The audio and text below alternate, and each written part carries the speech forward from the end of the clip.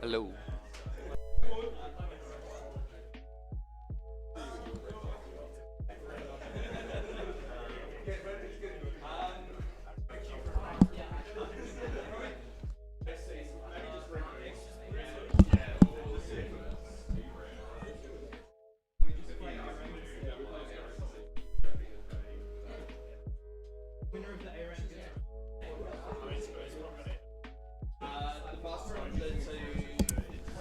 Alrighty, guys over in Macquarie House. Let's see, can you hear, if someone can hear us over in Macquarie House right now, I'd love if someone could type in chat and just let us know that this audio is coming through strong.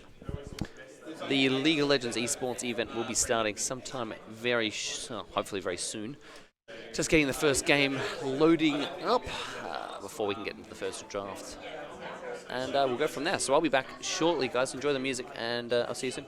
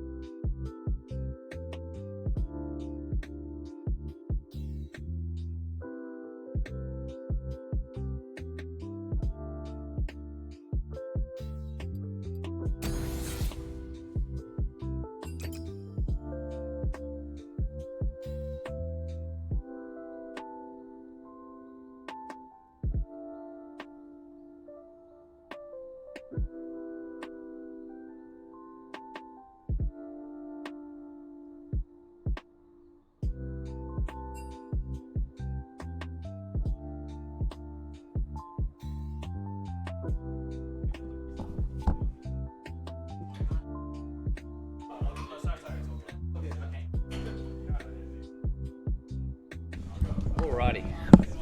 So guys, I wanted to double check a second thing. How is the audio compared to the background noise? Is it okay? Is it going to be irritating? We have a few tools that we can implement if the audio is a little bit suboptimal. So just let me know in chat if that is something you'd like to be altered, or if we're good to continue this stream. The setup is almost complete, guys. Just thank you very much for your patience.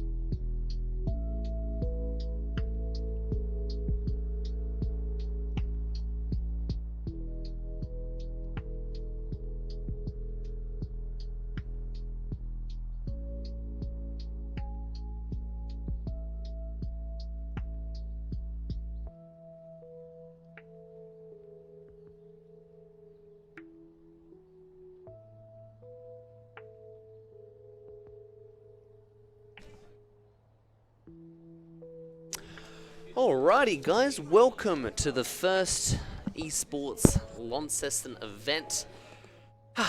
So we're playing some League of Legends today, guys. I am Plummo, your host and commentator for today's games.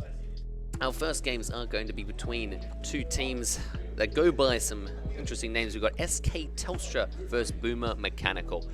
Welcome to the event, guys. I hope you're having a wonderful day. And for those over in Macquarie House, hello from the other side of town. And anyone that isn't currently over in Macquarie House, please make yourself known. I'd love to see I'd love to see what kind of parts of the world we're watching this event from at the moment.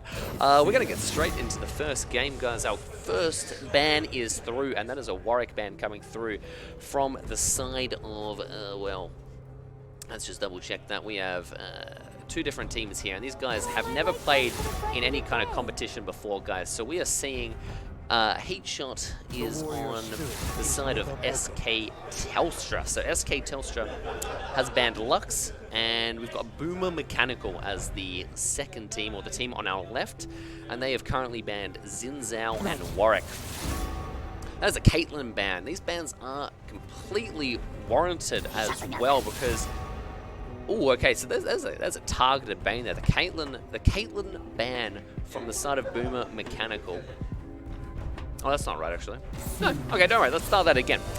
Okay, so Warwick has been banned from the side of Boomer Mechanical, and they have taken away SK Telstra's prominent Warwick jungler, and that is Heatshot, our Heatshot's character. Now, our first pick here is going to be coming from that Ashe, though. That Ashe, though, has picked Karma. Brave pick. That is an unexpected pick as well, because it wasn't a pick that came from, that I would have said was expected from the research into these teams. That being said, Cutie Banana has been known to play a little bit of Karma, so that might be a Karma support coming through on the side of Boomer Mechanical. Now, coming in first, we've got a Nocturne pick from Heatshot. Now, obviously, I'm not sure the range on what you guys know about these games, about the characters, and what these guys are going to be doing, but these are some very clever picks off the side of SK Telstra straight away. We have Nocturne and Orianna. These two champions synergize quite well with both their ultimates allowing them to jump into the back, or Nocturne jumping into the back of their team, and Orianna providing some much-needed support with some massive AoE, that is area of effect damage, to the opposing team. Now, we're coming in for a pick from PS2 Hagrid. Question is, who is Hagrid going to pick there? That is a last-second Rakan pick. That means that Karma, the Karma pick is either a top lane Karma or a mid Karma pick. That is unexpected. I was sure that was going to be a support Karma. very interesting pick on the side of Boomer Mechanical, aka BM. Okay, what is happening right now? That is an Ari pick as well. This is bizarre. Unexpected bizarre. So Ari has been picked. Ari is a very common mid lane champion. This is the champion here on the left-hand side. She's a mid lane champion. Both Karma and Rakan are typically support champions. So it's very likely that is a top lane Karma pick. That is extremely unexpected. Okay, let's look at the sides. We've got a couple more bans coming in here. That is a Zarya ban on the side of Boomer Mechanical. That is a very smart pick. Oh, no, it's not Boomer Mechanical. Sorry, on the side of SK Telstra. I'm still getting my sides warranted here, guys. So that is a ban from Zarya, which is going to go very well. A very clever ban, since Rakan on the side of Boomer Mechanical is synergizes very well with Zarya. So that is a clever ban from SK Telstra. Misfortune ban coming through. That is a targeted ban onto... Who was our Misfortune play? Wonky Do. Wonky Do, who is yet to pick here on the side of SK Telstra. Misfortune was his most played champion going into this game. So that is a clever ban from SK Telstra. Varus ban. Varus ban. That just must be a preference. Not a fan of the old Varus pick. And last but not least, last but not least, Ashe has been picked from Wonky Do on the side of SK Telstra. The double Freljord bot lane, Braum and Ashe. That is going to be a very difficult lane to get away from once they've started auto-attacking you. That is a lot of consistent damage. Jhin coming in on the side of Boomer Mechanical. That is going to be a pick. Who was our Jhin player? Looks like PS2 Hagrid had some history on Jhin. That might mean that that PS2 Hagrid will be our AD carry for today. It also might be that Ashe, though, or any of the other players on their team. I'm really not sure. We're going to be learning as this stream goes along, guys, trying to work out what players prefer what champions. It's a whole part of the history and learning what these players like to play. So when they play against each other in the future, should they make it into the finals tomorrow, if they play again, they'll know how to play against each other again. And that is a last pick, Ornn and Shaco on the side of Boomer Mechanical. Shaco is a bit of a tricky champion, very bit of a trickster, a bit of a deceiver.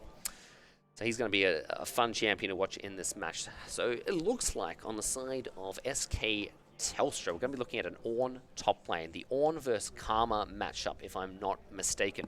Creepy Marauder will be playing Ornn into this match. He has history on Ornn. And the favorite in this game, looking from the team compositions and also looking from the history of the teams, I'm going to be favoring SK Telstra ahead of this draft. We've got some excellent initiation on the side of Nocturne Orianna combo. We've got some consistent damage and consistent slows from the bot lane, and Ornn is just a beefcake. So that is going to be absolutely fun. And the side of Boomer Mechanical is a lot more... we're going to be relying on getting picks and keeping their carries alive with Karma and Jhin coming in there. Now let's get into this game. Hagrid. It could be Hagrid or Hagrid. I'm not sure. Waiting for the Teemo pick. No Teemo pick. Devastated there was no Teemo pick. Absolutely devastated. All right. Well, that was a fun little tournament draft here. So it looks like we're going to be about 3 minutes behind in the game due to the spectator delay. We might have to work our way around that into future games, but I don't think that's going to be. Possible to alter, largely due to the fact that when you play a game of League of Legends, you do have to have a bit of a spectator delay, unless, of course, you have that prearranged huge riot support. And this is a local tournament, so we're not going to be having that for the first game. That's all right. We're going to be moving over. Let's have a look at our team. So we've got a second camera here that you could have a look at. We've got a bit of a look at the players in this match. The computer facing us at the moment, they are the host of the tournament, so they're not actually in the game. And the other players on our right and our left, they're going to be the people playing in this tournament. Optus 1 is a free. Optus 1, is he going to be playing? Optus 1's our Orianna player. He's our Orianna player. That's going to be interesting. I do like myself when I play League of Legends, and I play a little bit of League of Legends. I do enjoy having a go at Oriana. She is a cheeky champion, a good champion for consistent damage throughout a team fight, constantly moving the ball around. So I'm going to be going over a quick sort of TLDR, that's too long, didn't read, on League of Legends. So for those who are watching who aren't huge fans, who haven't been watching this game for years and years, are going to have a bit of an idea what's going to be happening in this game. So either side is going to be attempting to destroy the enemy's nexus. The nexus is a large sort of structure at the very corners of either map, and between each nexus there are a variety of structures such as towers and inhibitors, and those are also required to be destroyed in order to get to the nexus. So each team is going to be looking to catch each team's out guard, try and kill each other's champions, and when they manage to get a champion caught out, they manage to get an advantage, they're going to look to push those structures and take other objectives on the map. There are a variety of jungle creatures which provide a large number of buffs. That includes things like extra gold. Gold allows you to buy items. Items allow you to get stronger, which allows you to kill the enemy faster. Little things like that.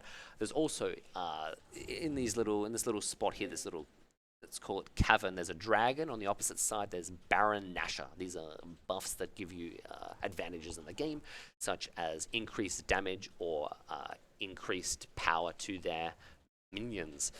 What else are we going to be looking at here? So going into the match, I'm going to swap over to our game, and let's see as we load on in. Who have we got on each champion? I want to do some critical analysis. Tassie tourney. Yeah, we've got some Tasmanian League of Legends tournament hosted by the City Council. Absolutely amazing to see the support for esports in the city. Very unexpected as well. It just kind of came out of the blue. I wasn't expecting it, and then boom, interested in League of Legends. I'm so excited for today's event. That is a jungle nocturne on the side of SK. So we've got at the top, our top champions, our blue side, are going to be Boomer Mechanical, aka BM, for the sake of casting. BM versus, going to be loading in. Here we go. We've got BM versus SKT, which is a fun play on an official team in Professional League of Legends. It looks like SKT have already set up a bit of a boundary where they want each of their champions in each of those ping spots on the map. So in the bottom right-hand corner, guys, we have the map, which is going to show us what the players are playing on. You can sort of move around and see what the whole map looks like. Go look and see what level one strategies we're going to be looking at here. This is going to be a face check straight off the bat on the side of PS2 Hagrid. Now, Shaco is a prominent jungler, one of the strongest champions in Jungle Patch at the moment. One of my very good friends is a massive Shaco player, excellent Shaco player, and he does a lot of damage. He's going to be starting blue buff, unexpected. You typically see a red buff start from the side of Shaco. They start over here, which is where the red buff spawns. But over here is where the blue buff spawns. They provide these buffs provide different, let's say, incentives or different buffs to the champion. So the blue buff provides increased mana regeneration and cooldown reduction. So each champion who has, as you can see, these 4 abilities, each of these abilities have cooldown, and they also cost mana. Typically speaking, some champions don't fit that. So we're going to see the solo start from Shaco. Last second box there. What else do we have? We've got Oriana versus Ari matchup in the mid lane. I'm not sure who this favors just yet. That is an early poke from Anonymous. It should be interesting. Now, Karma versus Ornn is an interesting matchup. This is a ranged champion on the side of Karma versus Ornn. A beefcake, but very much has to be right in your face to do some damage. I just caught Creeping Marauder missing an early minion. The first minion of the game. He's going to hate watching that back on. On the replay. And in the bot lane, we have 2 versus 2 matchup. That is a Rakan Jhin versus a Ashe Braum on the side of SKT. The SKT matchup, as I was talking about earlier, are going to be focusing heavily on the slows. The level 2 engage on the side of BM, early damage coming in, but the early level 2 didn't translate into an advantage. I'm very surprised by that. Usually a level 2 start gets one team a big advantage as they now have 2 abilities available rather than 1. But Braum here is excellent at negating damage. He provides buffs of armor and magic resist to his teammates that he jumps to, and he has a giant shield here which he can put up and block damage. Welcome in all those in chat. I hope you're enjoying the game so far. Now, we've seen a path from Nocturne. He started blue side. He's done what looks like a full clear, and he's moved straight up to red buff. He's now clearing the Raptors. As regard, in comparison to Shaco, who's a little bit behind Nocturne in his clear, as he's done a full clear on blue side, and he's moved down towards the bot lane. It looks like he's going to be prioritizing getting his bot lane ahead, and there is no vision. These little bad boys here, they are wards. They give you spots of vision. This is going to be an interesting gank. Early double hit. This is going to be interesting. Can he get away? That is a flash, and that is first blood to our Shaco, however you want to say it. Fantastic gank from PS2 Hager, and a very brave flash. What is the ability called? It is it Grand Entrance? Grand Entrance. I do not know Rakan too well, but that is a Grand Entrance indeed from our Rakan, getting first blood onto Ashe. Now that is a very interesting start, as BM, who I would have considered the underdogs of this match, have struck first, done the most damage. Oh my goodness, I completely missed that. I am completely flabbergasted. I was still regarding the bot lane, still focusing on the bot lane battle there, but that was a fun, well, interesting gank in the top lane. Karma gets a kill, as does, who did the gold go on to? Nocturne, our jungler, got the gold. So it's going to be very important we focus on where each of the bits of gold go. So far, Shaco has, both junglers have managed to get a kill. That is early advantage in the jungler. The jungler, let's just do a little bit of a talk for those who don't know League of Legends too well. The jungler is going to be looking to destroy these AI-controlled jungle creatures that do damage, and they focus on... They're just kind of there. They sit there in the jungle, minding their own beeswax, until the jungler comes around and tries to, well, kill them. They get gold for doing so, and they get... Oh, we've got a battle down in bot lane. Teleport coming in from the side of red. That's Ornn coming in here with the big beefcake entrance, and that is a dead Shaco. Excellent play and excellent teleport from Ornn there, as Shaco is a difficult champion to catch out on the best of days. So that is an impressive counter engage. I'm going to assume that what happened there was Shaco jumped in and got caught out guard. We're going to watch this back and see what happened exactly. Let's just watch that back again. We'll go back to real time in just a moment. So let's rewatch this just to see what happened. So Ornn is recalled back, and Shaco comes down for the gank. So we're going to watch this and just see what happens that goes so terribly wrong. He goes for the focus bot lane for the second time. There is an engage onto Ashe. It's a decent gank, but Ornn blocks so much damage. Not Ornn, sorry, Braum blocks so much damage, and then the counter engage onto Shaco, who didn't have his deceive available, getting caught off guard. Let's go back to real time. Can I go back to real time? Yes, I can. Let's just go back up. Watch from where we are real time. Okay. Anything happened? No, nothing has happened since we last checked, I think. Karma got a kill, Shaco got a kill, and on the side, Ornn and Nocturne. Alright, cool.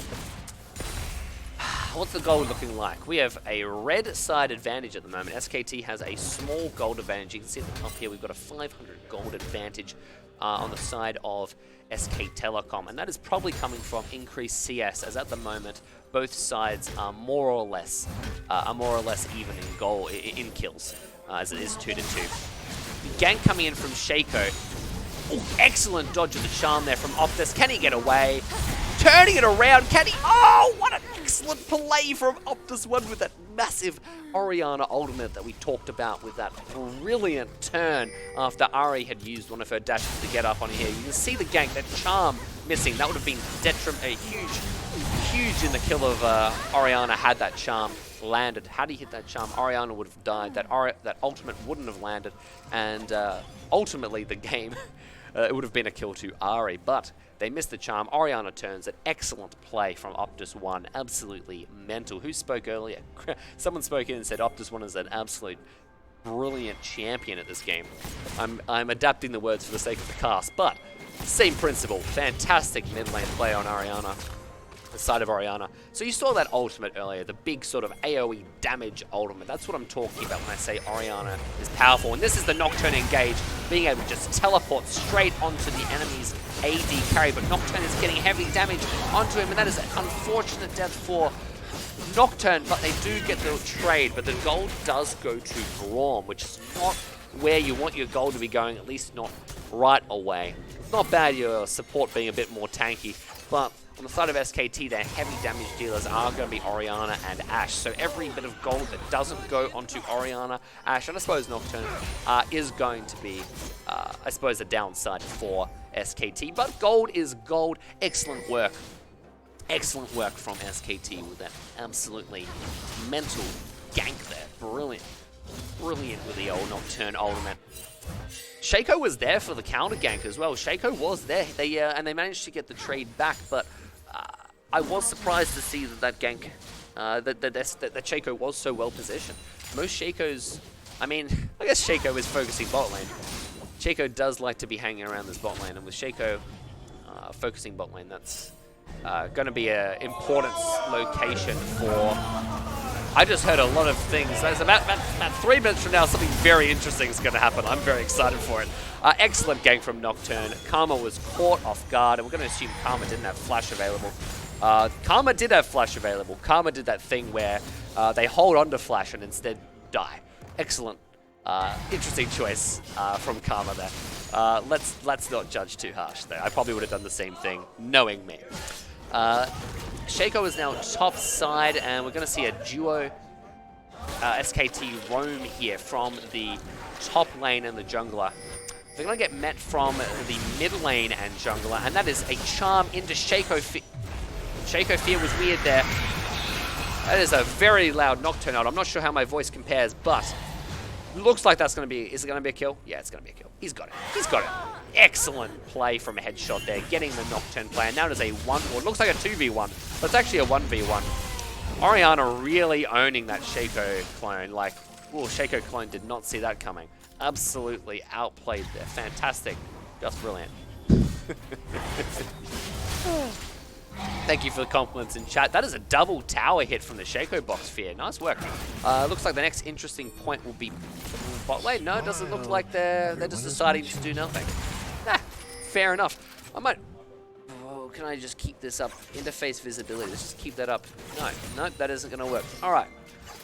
I'm not familiar with this enough to know how to keep it up. I guess holding tab will be our secret to looking at. Let's have a look at the CS difference. At the moment, Orianna is dominating RA in CS. Now I'm going to go quickly into what CS is. That is a creep score. Creep score refers to how many of these little minions, aka creeps, have you managed to kill. Because each of these minions are worth a set amount of gold, similar to these jungle creatures. There's another gank from Shaco. Bot lane is getting heavily focused from Shaco. They really want that Jhin ahead. Jhin might be the star player. That is Kitty Coda Fanboy, aka KCFB. Okay, that's not going to catch on. We'll work on it throughout the day. Good old Kitty. Looks like a 3-man roam here, focusing on the next objective of the game. That's going to be this dragon, Mountain Dragon. Whichever team kills the Mountain Dragon gets a buff. And if I'm not wrong, the buff is, I believe, an 8%, don't quote me on that, 8% beef bonus to defensive stats for the team that can step. I might not be completely right on that. Anyway, that's an excellent boost which scales with the game. As the game goes on, that 8% bonus becomes increases. Orianna clearing some wards in the bot lane. Is he going to be able to get away? The Shaco clone desperately wants the kill, doesn't get it, and Nocturne has turned it with the triple kill. Oh, that is domination. Absolute domination from SKT, and that has come from, well, not being willing to give up this dragon. They wanted to, they pressured around the dragon. BM absolutely knew that SK Telecom had a number of players around the dragon, but they still chose to engage and push this far up to sort of this mid spot of bot lane. Question is, will they be able to secure the dragon? Orianna with the flash, and that is not going to result in anything. But it did look flashy. I'm hysterical. Oriana looks like a bit low on mana. Are they going to recall? Sure are. Alright, Karma, who's been biting their own beeswax in top lane for a while, seems to be a little bit bored. No. Ooh. No, they decide recalling in this spot is a hell of a lot better. Let's just get an instant replay on that recall decision. Karma comes down here, and look, you think they're going to go for the recall, and they go, look, let's just recall here. All right, done. But then, oh, huge outplay. There it is. The recall, the second recall, the the double recall outplay on the commentator booth. Absolutely exquisite stuff from Karma there. Absolutely exquisite. Now, where are we going to be looking up next? That is a 1 dragon buff. It's actually 6%. I'm just ashamed I got that wrong, guys. Absolutely ashamed to get... Oh, I said 8%, man. 6% bonus. And I claim to be a commentator. Okay, Shaco coming in to do a gank onto the Beefcake. Question is, can they make something happen? Karma's speed boost into Shaco Fear is going to be interesting. A little bit of frame drop there. Can he get away? Looks like he can. Oh, they're going for this. They are going for this. Oh, that is going to be a mistake on the side of BM. It looks like they were just a little bit, well, shall we say, very much in need of gold. They're 4,000 gold down. To give you an idea, an item in League of Legends typically ranges between, let's say, 2,500 and about 3,000 or 3,600. Is that the most expensive item? Is Rabadon the most expensive item? Correct me if I'm wrong. I might be wrong there. Anyway, by getting a 3,000 gold, a 4,000 gold, 5,000 gold lead, that is an extra item on one of their carries or one of the characters in their game, and you can see the item difference here between mid lane right now. We're going to assume once Oriana goes back, they're going to be sitting on a lot of gold. We can assume they're sitting on a lot of gold. I need to learn these little mechanics to see how I can check the gold difference. I'm not entirely sure. I'm sure there is a gold monitor somewhere here, but if anyone knows how to do that in League of Legends, that'd be bloody awesome, thanks. Anyway, Optus pushing the lane, extending their minion lead, their creep score lead, which is currently just over 30, looking at a 33 creep score difference. To give you an idea, each creep is worth either 14 or 21 gold. So if you multiply that by 30, it quickly adds up to about a 600 gold lead just from the minions alone.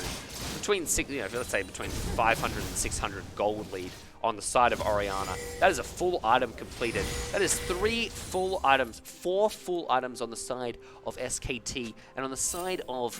I am missing something interesting down here. Where is Nocturne? He's mid lane, and that is a...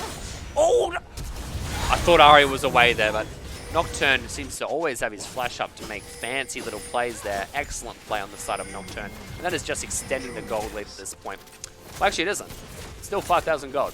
Guess that didn't do much. Ari didn't have that much cash on him when Nocturne knocked her out of the park. All right, Oriana trying to push for the first tower of the game. The first tower gets a bonus, is it 150 gold, if I'm not mistaken? Bonus 150 gold is very useful. I think it's a bonus 150 to all. Man, I need to check up on my League of Legends trivia. But this looks like we're going to be getting a second boost on the side of SK Telecom. The favorites are pushing their advantage here. 100 gold going to Nocturne, and they're going to get this little beefcake. I like the word beefcake today. This little advantage here, this little buff. So what happens is Nocturne can activate this this purple thing. It's called is it the Eye of the Herald, I believe it's called. Oriana gets the kill. Great little player. They're going to turn this into a push with the Rift Herald. So the Rift Herald is a buff. It spawns the creature that they killed over in here, the little big purple crab thing. And when they spawn it, it basically dashes and attacks a tower, the nearest tower to it. It walks down a lane if it's not next to a lane, and then it dashes and it does a serious amount of damage to the tower. So by using this this Rift Herald at certain points across the map, it can quickly translate into an advantage on one side of the map, which typically a team needs to dedicate 1 or 2 champions to dealing with. I've missed what happens in the bot lane. It looks like we've had some frames drop here. I'm not entirely sure what happened. Has this been a pause? Looks like the game decided to stop working. Are we okay here? I don't know what happened. I might have to quickly check in on the old... Let's go back 15 seconds. Is that going to work? Alright, let's just replay this. I'm not entirely sure what happened there. Okay, so the game seems to have crashed. I'm not entirely sure what happened here.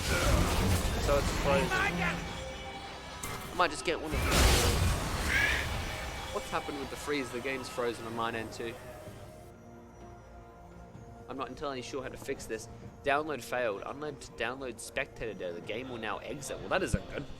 This is not what we want, so I have to press OK. Alright, well, let's see if we can rejoin this game through Captain Nemo. Let's see if I can rejoin.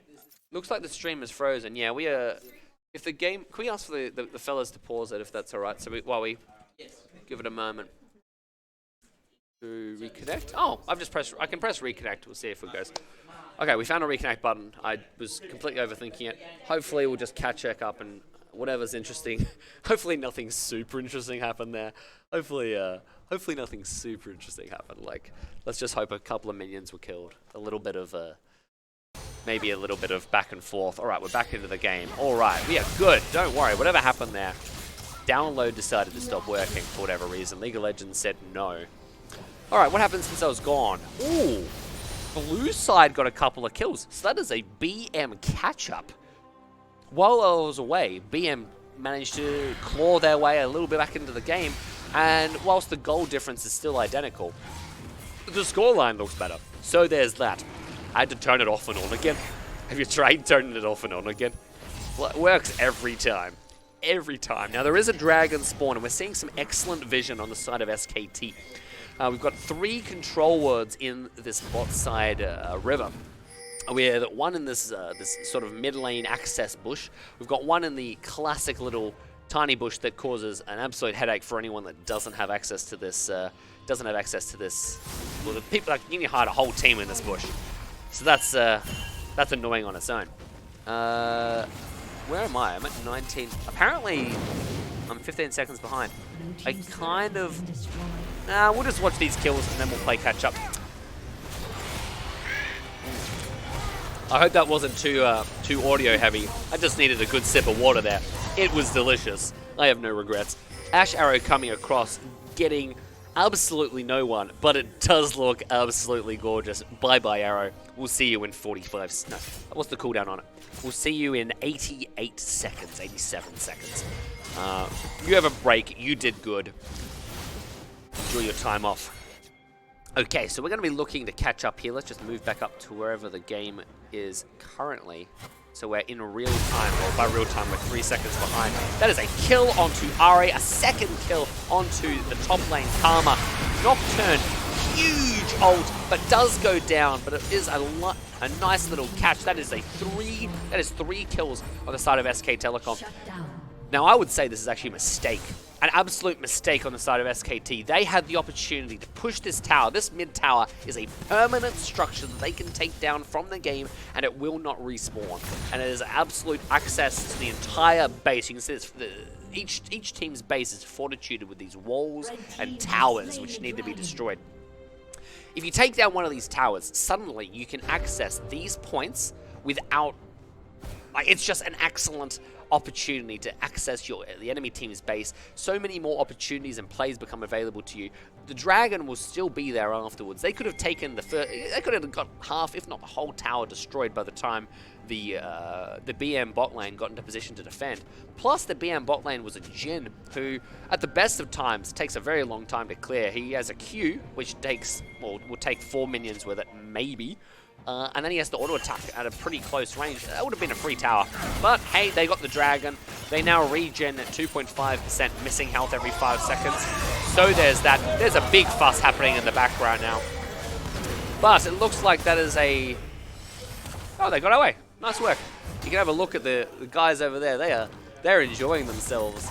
I'm not sure which team is making all the fuss. We'll find out in about 3 minutes, or 2. Is it? No, it's about 2 minutes. 2 minute difference. The vision through the bot lane river is very valuable. Gives you access to the dragon, and also gives you information on where the enemy team are going. You can also see a couple of deep wards on the side of red team. These little red indicators on the map are red wards, which provide vision for the team that placed the ward, which can be critical, because if you know one of the players is, well, let's say one of the blue team players walk past this ward and they're going down towards the bot lane, then they get seen on this ward as well, right? Let's go that hypothetical. Red side can then say, okay, one of the team from blue are on this side of the map. Let's do some things on this side of the map, because they can't get up to this side that quickly. It'll take a long time. We're going to see a big dive from Nocturne. Nocturne is doing a lot in this game.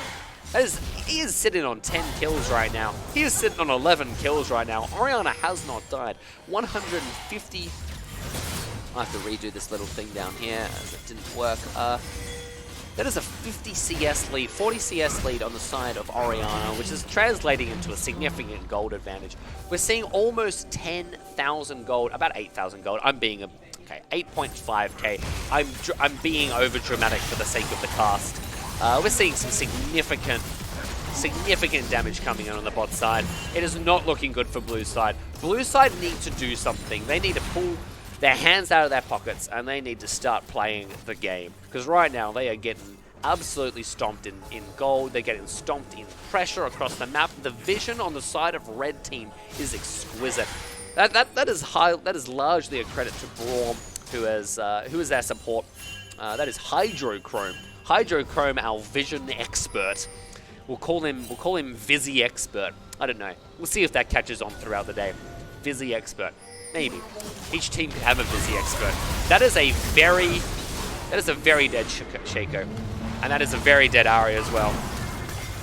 Flashes, but it isn't enough. Oh no, it isn't a very dead Ahri. That is a live Ahri, and she is feeling good. Look at that recall dance. She's like, oh yeah, I got away. I got away. I got away. Yeah. Now this is Baron Nashor. Look at him. Someone, come on, let me see him. Someone come and have a look at him. Just have a peekaboo. Just have a look. All right, I want to see him again. Come on. There he is. Okay, we saw him for half a second there. Oh, is this going to be Optus' first death? Optus has not died. Can he get the last dodge? He dodges it. Is he going to get out of it? Oh, he does. Look at the moves. Look at the plays. Oh, he does. Oh, that was a lovely little series of dodges. Unfortunately, there was just too much damage. Optus got caught off guard, and despite his little fancy footwork, he still went down. He still died, and now his scoreline isn't perfect. He's gonna be annoyed with that. But hey, worse things have happened, like being, well, 9,000 gold behind. Let's hope, for the sake of BM, that they're going to be able to pull something out here. When this dragon spawns, there is a unique opportunity for blue side. If they decide to, if they feel like they have the guts to go for it, they could try and take down this Baron Nashor, which gives a buff to the minions so that they're more difficult to kill. It also gives empowered recall, and I think is at 300 gold to every member of the team. This guy is worth taking. You can't see him. If we zoom in really closely, no, we still can't see him. He lives in that little crater. Alright, I should probably stop looking at craters and look at the teams. Looks like Orianna is clearing out a vision ward, and vision wards require you to buy Fog of... Narazzle, you are a gem. Let's have a look at Baron Nashor. Oh, he's so beautiful. Look at him. Okay, you guys just don't fight for a second. Alright, let's just have a look at Baron Nashor. He's got a couple of extra mouths for extra consumption of champions. He's got a big mouth. He's got lots of claws. Let's turn Fog of War back on, and we're going to go back down here. All right. I don't spectate many games. All right. Nock too strong. Yeah, Nock is absolutely blowing it out of the park right now. I'm impressed by Nocturne. I'm impressed by Nocturne's pressure across the map. He's been a part of 16 of the 22 kills on the side of red side. That is an engage from the Ornn ultimate, an engage from Nocturne as well. No. Oh! The Shaco sneaking dragon. I didn't even notice. They're going to be a little bit embarrassed by that. And that is an interesting flash choice from Ashe. Ashe is a difficult champion to get. If you get caught out on Ashe, you are dead. And I bet. Okay, so Shaco decided killing the support was more important. I mean, it's gold, but he could have. I reckon he would have had a chance of getting Ashe there. Maybe. Optus is just coming through doing a lot of damage. Optus is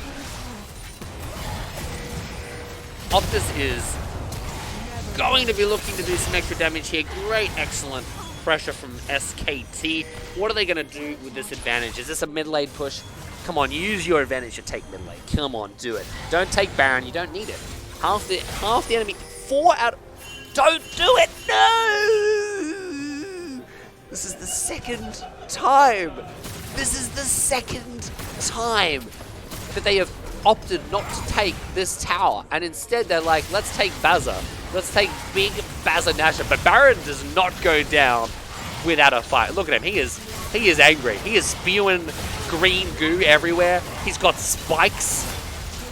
I mean, I don't know.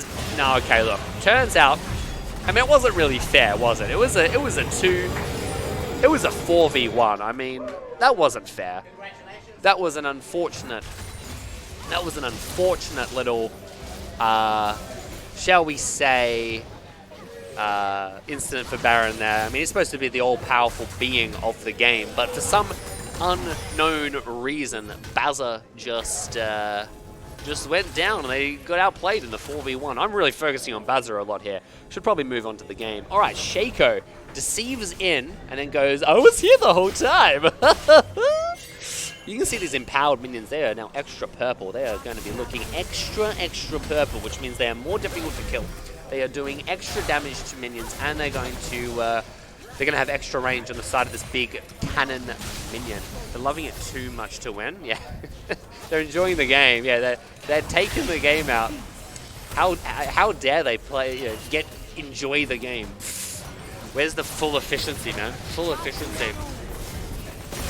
And that is finally, mid tower goes down about 10 minutes later than I said, but fine. Looks like SKT actually know what they're doing, and they're pushing mid. They're getting inhibitor damage. Look at the range on these cannons, and look how, oh okay, turns out that one was actually weak, was actually really weak.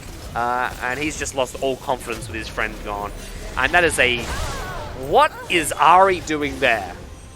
Okay, let's just go back 15 seconds. What was Ari doing here? Ari decided to go for a little bit of a walk, a little bit of a stroll, wanted to go say hi to Red Buff, but unfortunately for Ari, they do not appreciate walks through the park. Walks through the parks are not things to be looked at. They are not something to be enjoyed. You do not get to walk through the park when you play against SKT. Maybe if you go to City Park, where you can go watch some cool monkeys. How good are the monkeys in Launceston City Park? I'm not being paid to sponsor that. I'm just being, I just like the monkeys at City Park. You should go see them. They're pretty cool. And I swear you won't get four-man destroyed by or you won't get just assassinated by a ghost man who teleports through you and makes everything dark.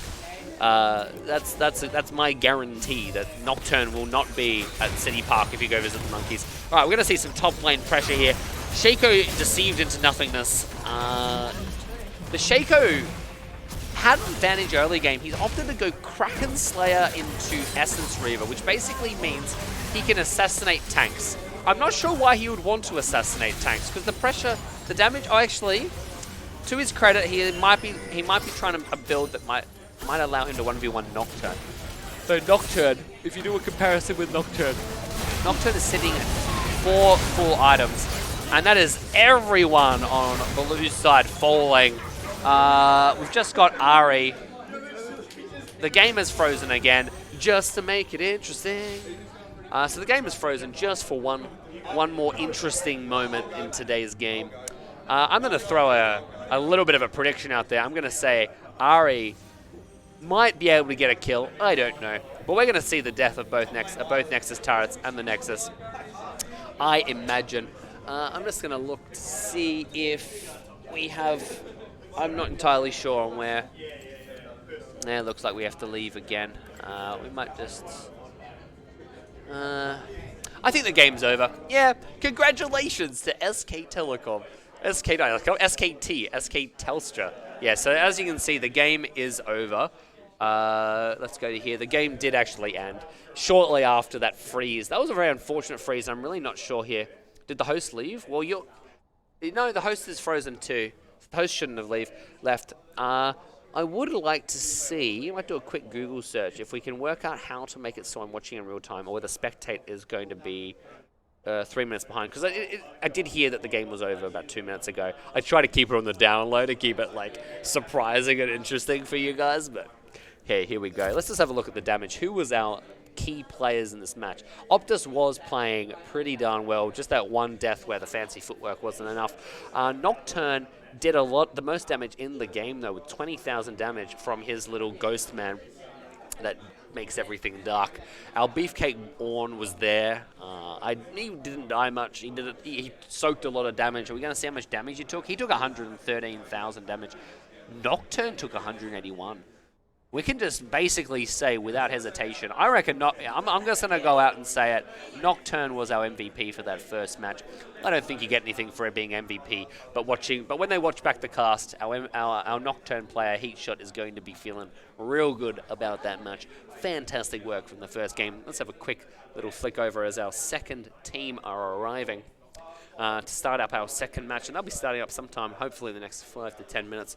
We will see. I'm going to have a quick word with my comrades in arms, and I'm just going to put this B-Road back screen on. We'll put some music on, guys, and we'll talk about some highlights about that game in just a moment. Let's just go back, put on our BRB screen. I'll put some music on, and I'll just catch up to see what the plans are. Thanks for that first game, guys. Hope you enjoyed it. We'll be back shortly with game number 2, and that will be between Video Game Gaming, excellent team name. That'll be VGG, I imagine. And Boomer Mechanical, who were the team that just, unfortunately for them, lost that first match. They'll be feeling fired up to get that second victory. Oh, sorry, that second game victory, despite losing that first one. We'll see what changes come through in their picks, and see what they do from there. All right, I'll see you guys shortly. Enjoy the amazingly beautiful copyright-free music, courtesy of Stream Beats, and I'll see you guys shortly.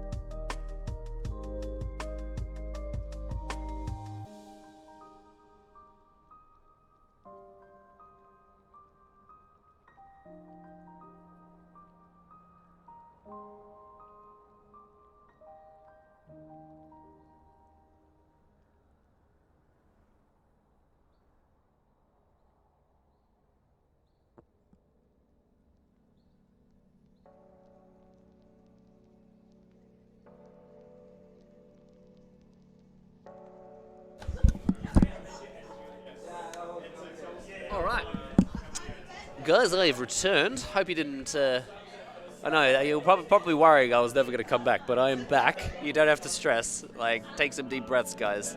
Have a nice cup of tea or something. Yeah, I'm back. We're back. All right, so let's go back here for a second. I would love to have a look at some of the key points of that game. I'm not going to be sure if I'm able to. It would have been cool to go back through and just see some of the high points. Am I going to be able to? If I go to match history, no. I'm gonna make a joke about my own League of Legends skills. Oh, whoopsie daisies. That's a few too many losses. Oh, wow. Is that, wow, 18 kills, Plumber, in your League of Legends game? That's pretty impressive. Wow. 13 kills? Wow. Can't believe how amazing that was.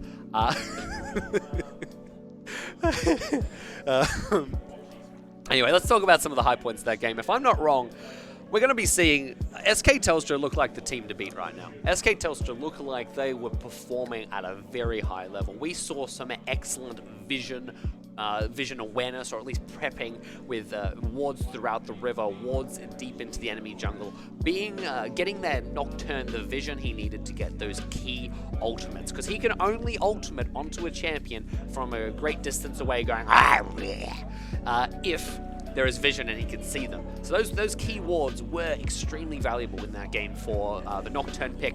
And the Orianna backup support with the ball coming in, being able to put the ball onto Nocturne, and then it hit a really big ultimate. A massive ultimate from the Orianna ult. Getting key damage onto a lot of the back line of the enemy team. I'm already getting invited into our next match, so I might prep and see what I can do and sit there and spectate for a minute.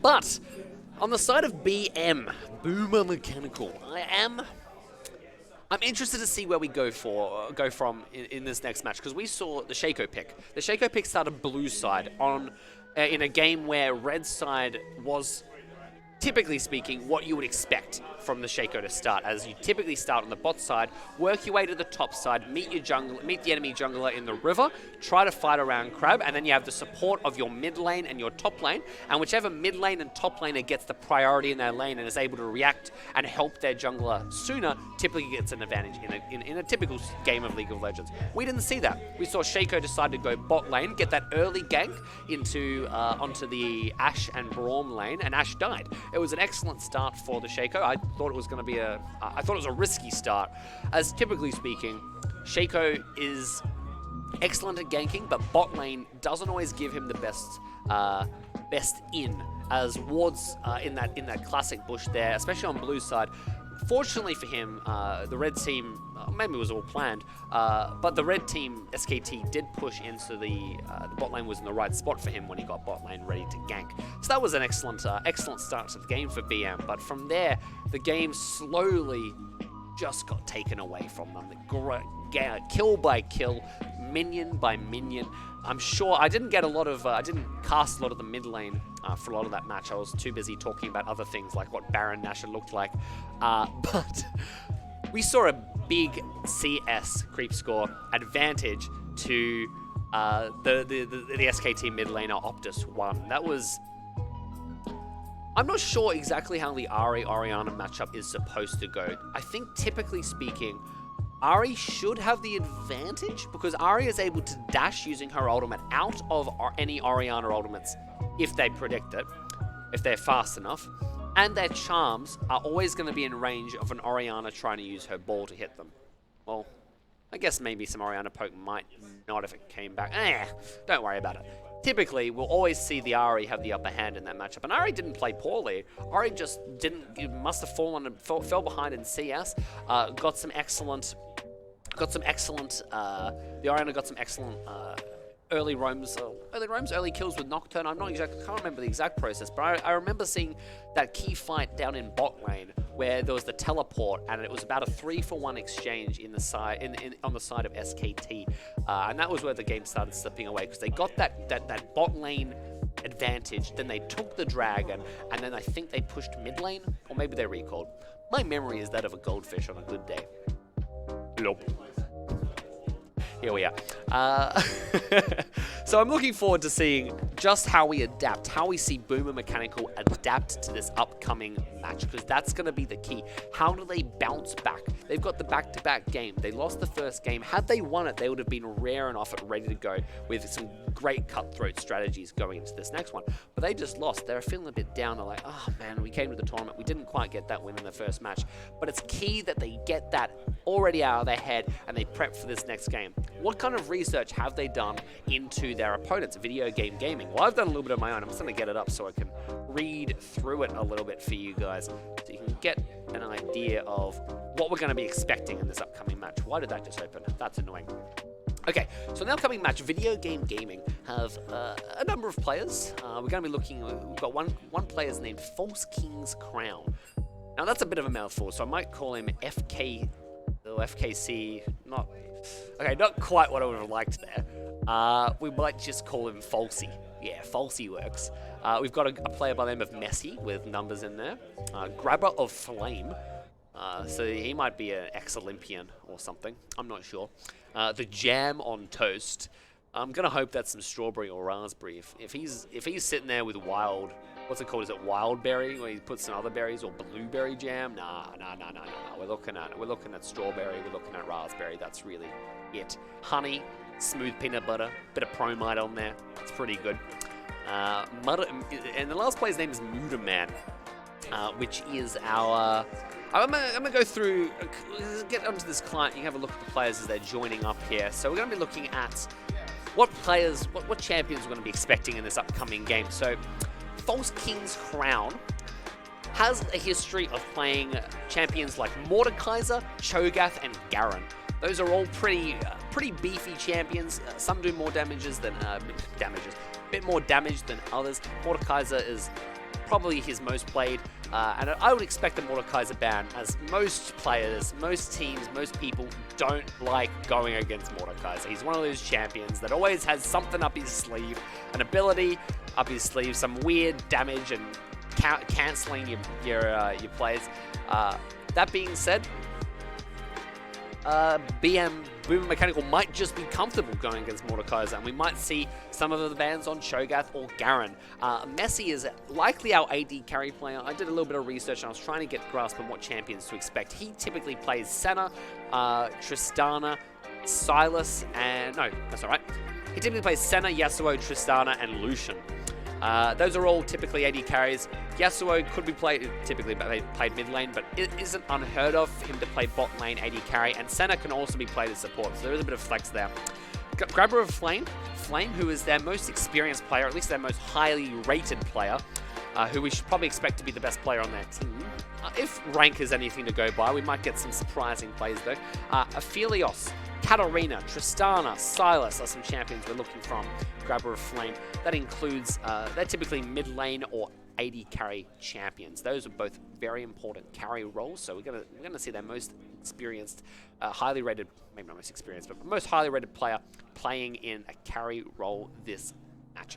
The Jam on Toast is likely our support player with Blitzcrank, Lux, Pyke, and Yuumi in their past. Yep. Yeah, sorry. And Mudaman is likely our top laner or mid. There's a lot of either top or mid laner here. We've got some distinct roles from the last match with Malphite, Brand, Sion, and Yone as their most played. I would expect. We're just getting an announcement from our host. I'll just be back in 1 second. Well, I'm still here. I'm not leaving, but I am just listening.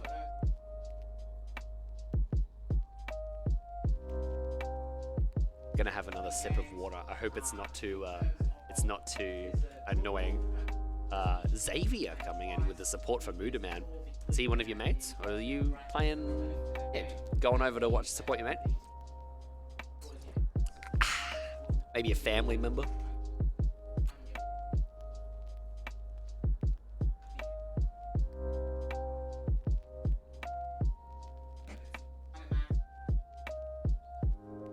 I do love that camera, man. I do love that camera.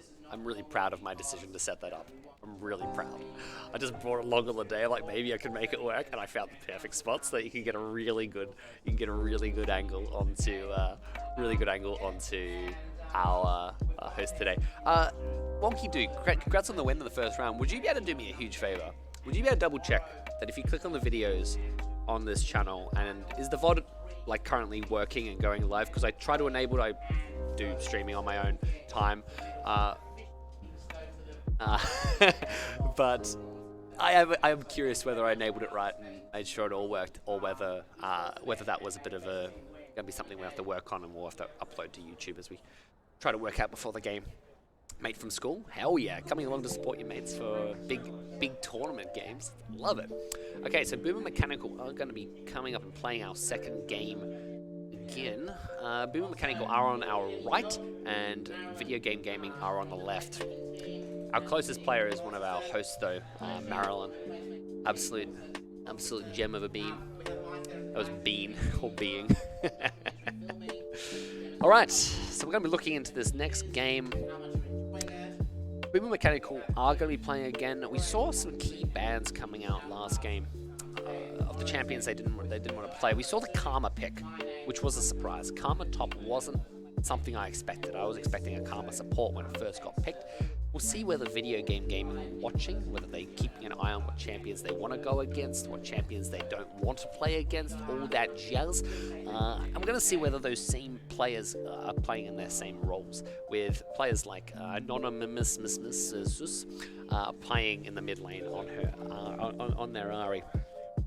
Thank you. All right. That Ashe though was. I'm trying to remember who was playing on each role. That Ashe though they were the AD carry last game, if I'm not mistaken. PS2 Hagrid is. I'll be willing to bet the Kayn is an option for that Ashe though.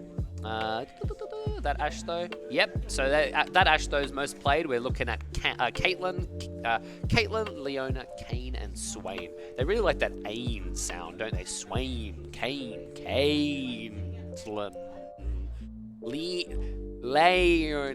doesn't really work with Leona.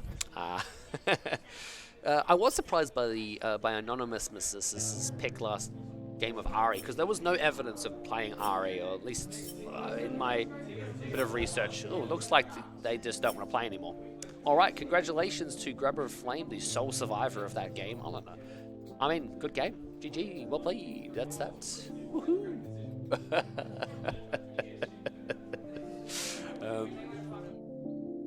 Looking at that low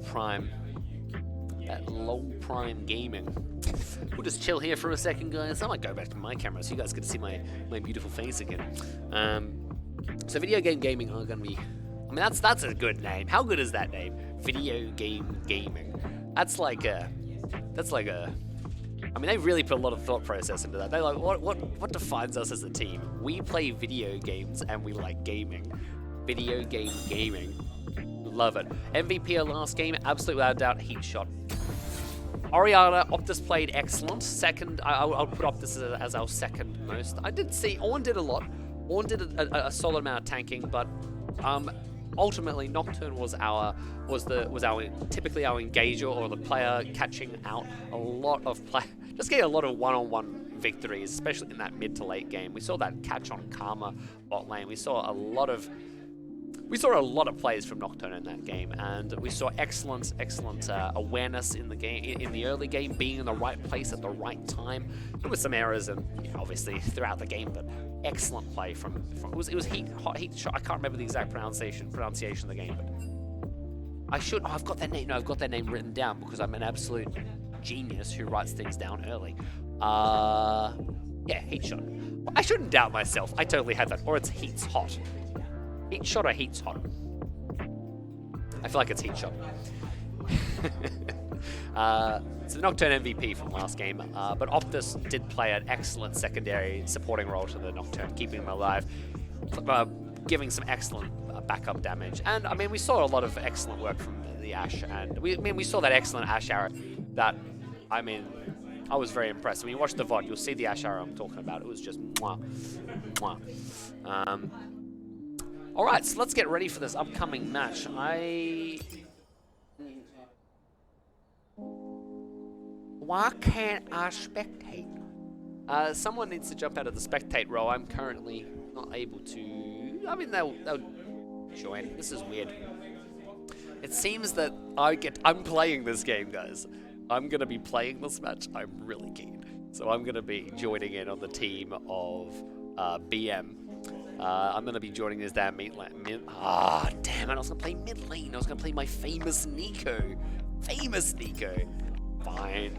Whatever, I'll go back to spectate. SKT will go all the way. They looked good. SKT's vision was on fleek. That was my main... What I took away from that game was their ability and their consistent deep wards, consistent imported control wards at key parts of the map. I was very impressed. You nailed the pronunciation of Heat Shot or Heat's Hot. Why not both? Why not both? Geez, I'm interested to see where this game goes because I want to know who between, we just saw BM play. Are BM going to be competitive in this match against video game gaming? From my research in this match, I am expecting. Alright, let's have a quick look. So if I was a betting man, and I'm not a betting man, mainly because I like things that don't require chance that much.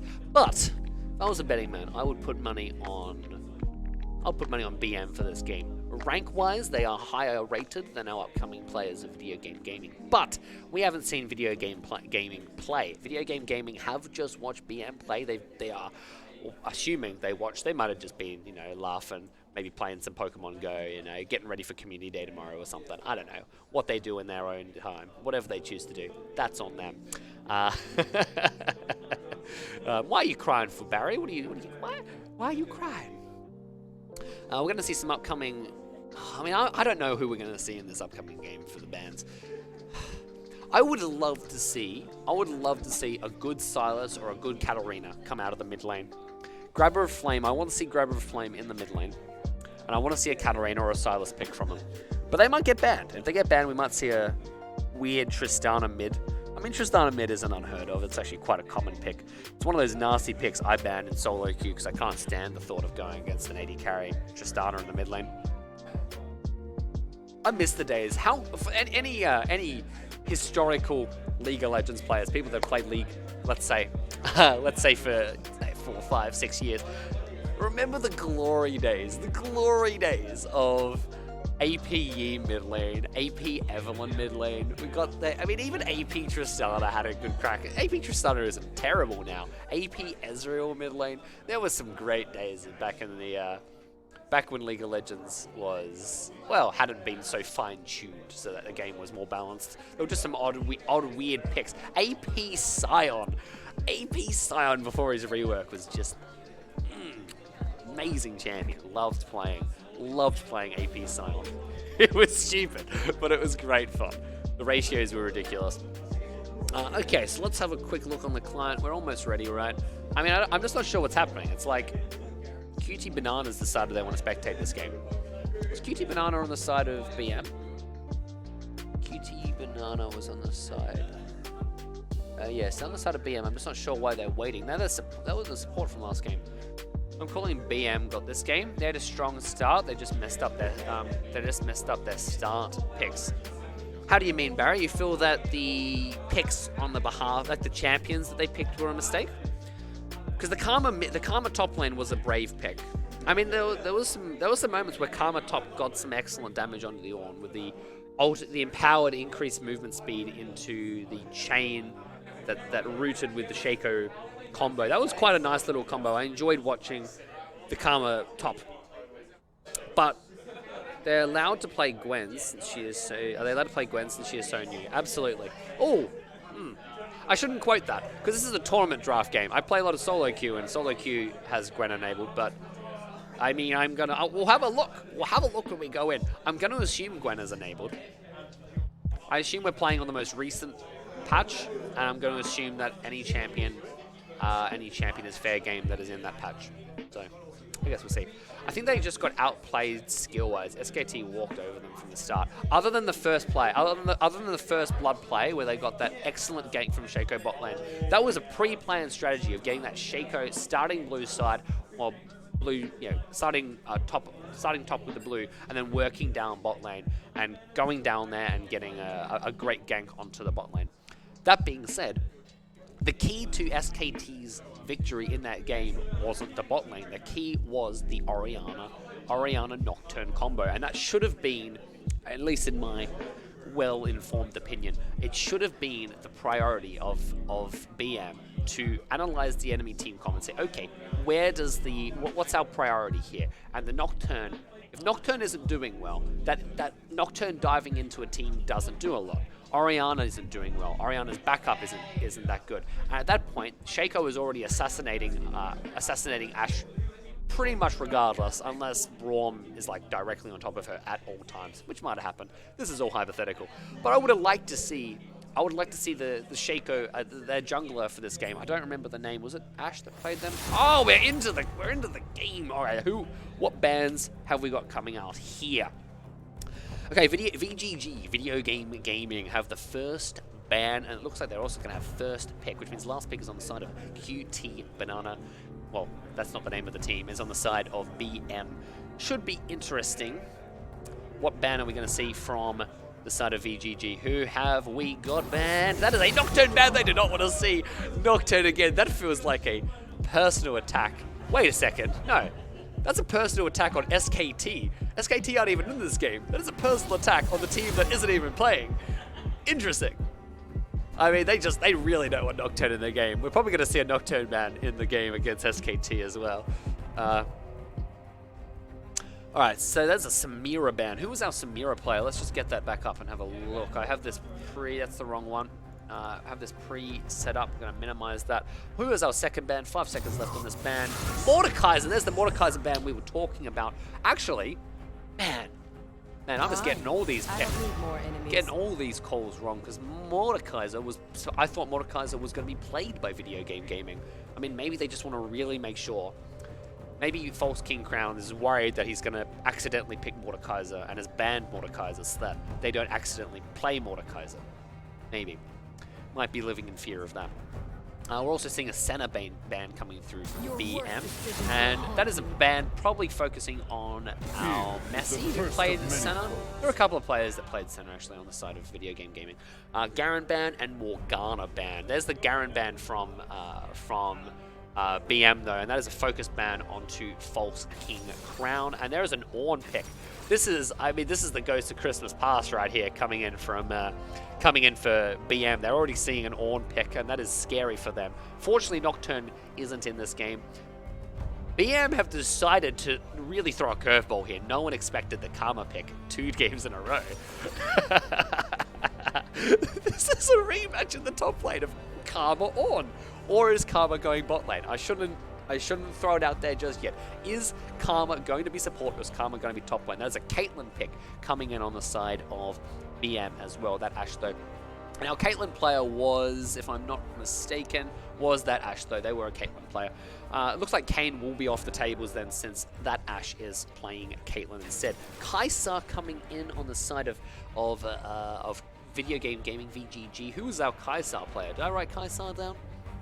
Okay, there's actually no history of playing Kaisa at least in the most recent top 4 played champions of each of these players. So this will be interesting to see exactly what they do with that player.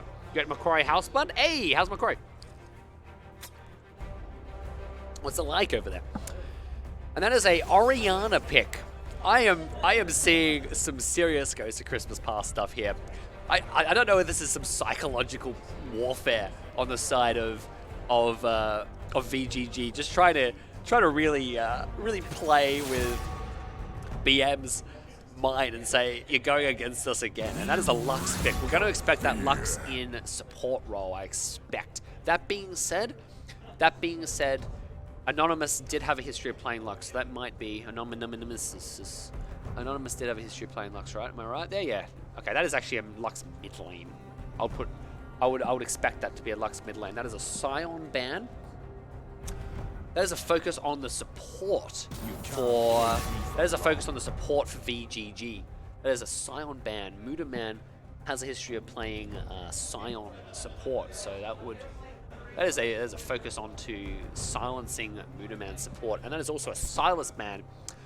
Odd choice from the side of VGG, just because if they've done their, this isn't 100%, but if they've done their extensive research into BM, they'd know that Lux is likely mid lane. And Silas, I suppose, could still go top lane, but we are going to see that Karma top lane.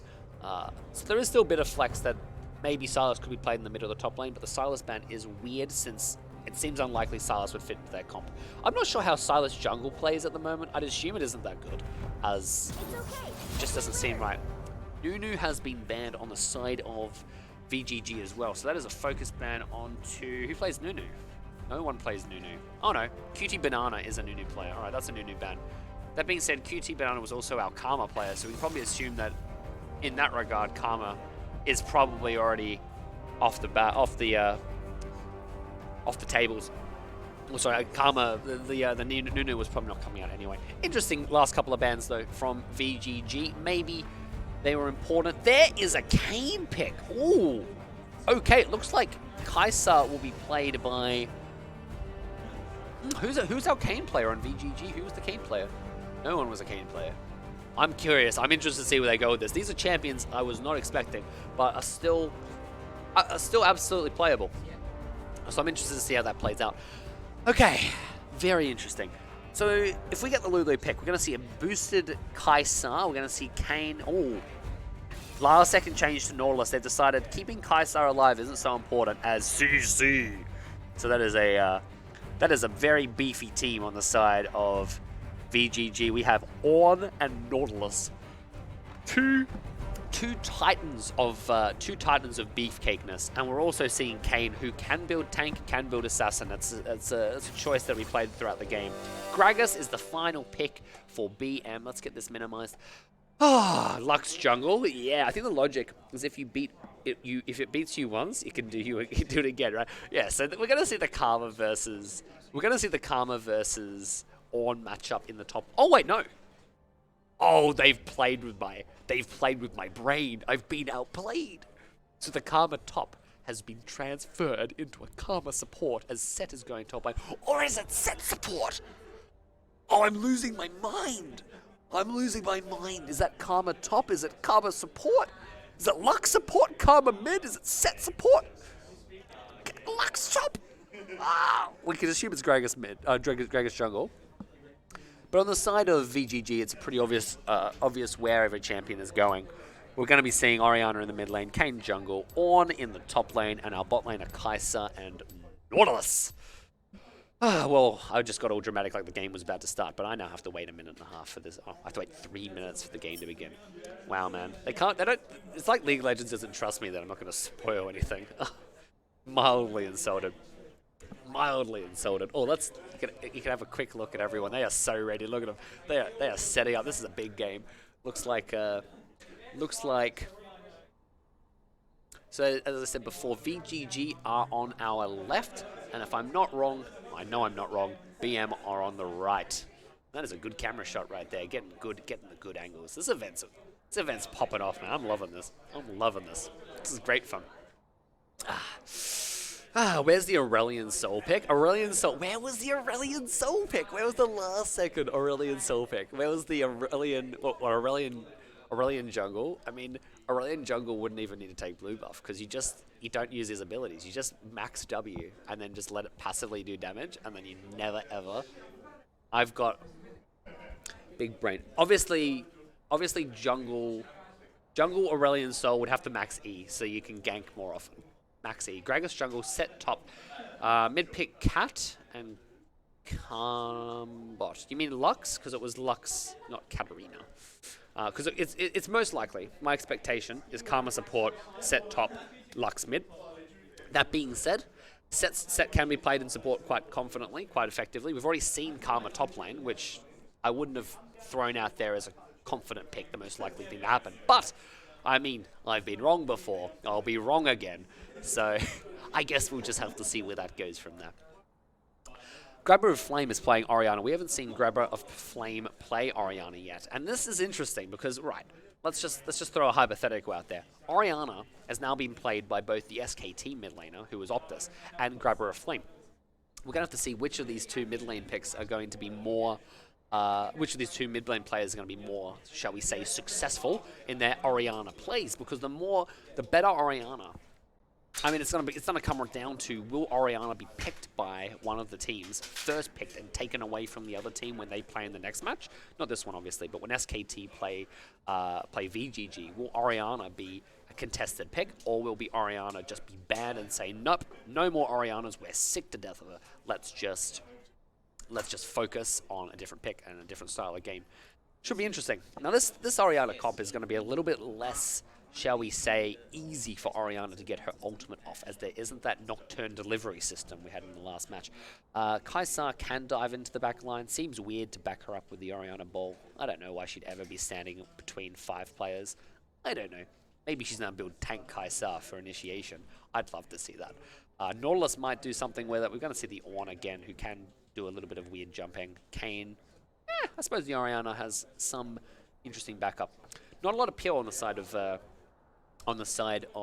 VGG though, as a lot of their tanks are going to be in it, unless Nautilus plays around defending Kaisar, which they very well might do. All right, guys, I'm loving some of the skins we're seeing here. Is this going to load in? You guys can see this? So we're going to stay. Man, why is this not showing? Okay, it will show in a second. There we are. Okay, so we've got the VGG, they're playing blue side, and we've got BM playing red side. When's the CSGO comp starting? Look, maybe 4 years from now, we'll see. Not quite. Okay, so we're going to see what early strategies are we going to see from VGG? We've already seen that, BM play quite, shall we say, passive in that first game. But VGG have a solid amount of engage on the side of Nautilus. We've got good Nautilus hooks. Looks like Orianna forgot to play the game. And Nautilus has that. That is a beautiful speed boost. How do I get that speed boost? How do I unlock that? Man, I kind of want it. I'm going to ask Jam on Toast. I'm going to talk to him after. Hey, how did you get that? I kind of want it. All right, so we're seeing both teams set up. That is a set top lane, despite the fact I was hoping for a set support, just to see that Karma Ornn matchup again. It will be nice to see something different in the top lane. Go red team. You're a red team fan. You're going for BM. They did lose the last match. You would have been devastated, right? But they win this match. That leaves... that gives them a very good chance of getting through to tomorrow's final, as it will leave top dogs SK2, who were very excellent, who were very competent, playing against VGG in the next match. Now, just so you guys know, there are 3 matches in each bracket. We'll go through a quick hypothetical, right? Let's say each team wins 1 game. It will come down to which teams win in the fastest amount of time. That is how we will decide, and that's final. So whichever team which 2 teams win in the fastest amount of time, those 2 teams will be going through tomorrow's final, even if every team wins 1 game. All right, so we're going to see both teams starting bot side jungle. We're going to see our Kayn starting red buff. We're going to see Gragas starting blue. We've got the Lux early push. Interesting choice. Really wants to push in Orianna. Orianna has an easy time farming under tower though, so I guess we'll see. Aggressive start, and that is an early, shall we say, advantage to Grabber of Flame with a nice little 1-2 damage Aru. Mudaman has opted to ignore Krugs and has gone straight for Raptors, and now is moving over towards our Wolves side. Gragas is looking to do a full clear with our early kill of Gromp. And our bot lane have already started being rather aggressive. Karma went low early, but now both players on the side of VGG are now below half health. Caitlyn is now feeling very confident. Look at the strut in her steps. Look at the way she walks up to the minions saying, oh, I can take these. No one will touch me. 14 gold going to the pocket of Kitty Coda.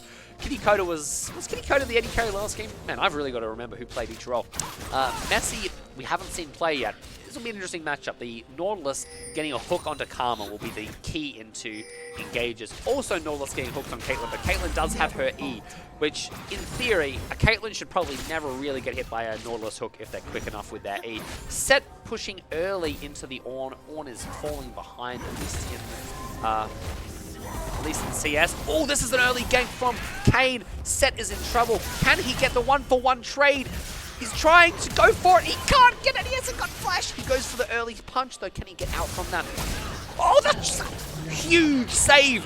Gragas with a massive counter gank. Huge play there. Excellent, excellent play on the side of BM. But Jam on Toast does get a bit of a playback there. Excellent strategy. Oh, and that is a wide take from Cutie. Cutie must have run all the way around there. That Gragas coming in. Let's just rewatch that fat body slam. I want to rewatch that. I know I have to go back a fair while, but I want to rewatch it. Oh, I think I have to go back forward a bit. All right, watch it from here. So this is looking bad for Set. Set is like, yeah, look, I'm probably dead. I haven't got a whole lot going for me right now, guys. I'm in a little bit of strife.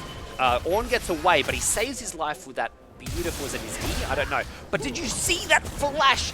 Body slam flash, saving the life of Set, and now earning a huge advantage with CS lead, creep score lead, and of course, early an XP advantage as well, because each of these minions give experience. So every time there's a bit of experience missed from one champion, their levels fall behind. And if you're behind in levels, your damage and your abilities are weaker than your opponents, and that's bad. Fortunately for False King's Crown, Falsey, shall we say, Falsey has teleport, resets the lane, and manages to teleport back to lane. Let's catch up to real time. We're going to bounce ahead a little bit. And we're going to see what's going on in the mid lane. We're seeing an early CS advantage to Lux, which is odd. Oh, wow. What happened to Grabber? Grabber has fallen behind in CS. They've also fallen behind in experience. So they've just hit level 5. However, Lux is a full half a level. You can see this little purple bar that indicates experience level. So the difference between these two players right now is insignificant. It's a whole half a level. And that's only going to increase if Lux keeps pushing damage onto Grabber. Lux's range is excessively much more than Orianna. Orianna can only fire her ball so far. Lux's ability goes further, so Lux can poke damage down onto Orianna without being punished as often, unless Lux puts herself in a poor position. And that's really on the Lux player at that point. We're seeing some early damage from Karma onto Kaisa, though Karma's also low though. Karma's support is an interesting champion. I enjoy watching a Karma support as there is a lot of damage that comes out from that empowered Q. And Karma gets her ultimate at level 1. That's important. The distinction between Karma and most other champions. Every champion has an ultimate ability that you get at level 6 and you can empower at level 11 and level 16. Karma gets hers at level 1. So there's that. She has 2 abilities level 1. I missed that, but Ornn just did something cool. Nice work, Ornn. What does Ornn do? I've never seen Ornn do anything good in the history of ever. I'm kidding. But that is a level 6 advantage. Even though Ashe got the early XP advantage, they didn't use it. I mean, it wasn't really a big XP advantage. Now we're going to have to see Set without teleport, walk back to lane, likely miss a large chunk of CS if Ornn is able to push this fast enough. Set has to walk all the way from base, all the way back up to their tower before too many of these minions get killed. Gragas is now moving up towards the top lane. Ornn is going to start a channeled recall. Looks like Gragas wants to try and get a little bit of this experience before. Yeah, he's going to get that nice little headbutt there from Gragas getting that CS. What has happened here? This is a 2v1. Can Kitty Coda bring back the game? He hasn't got vision in the bush. But he... Oh my goodness, I don't know how that worked out. For Kitty Coda.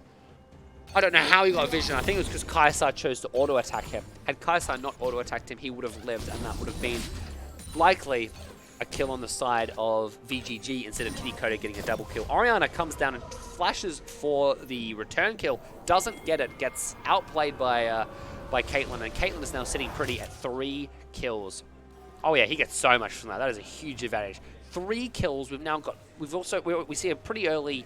It's not pretty early, but we see an early pickaxe. We've got a distinct pickaxe difference and boots between the two AD carries. Kaisa has spent all their gold. There's a 20 CS creep score difference, which is about, let's say, 400 gold difference.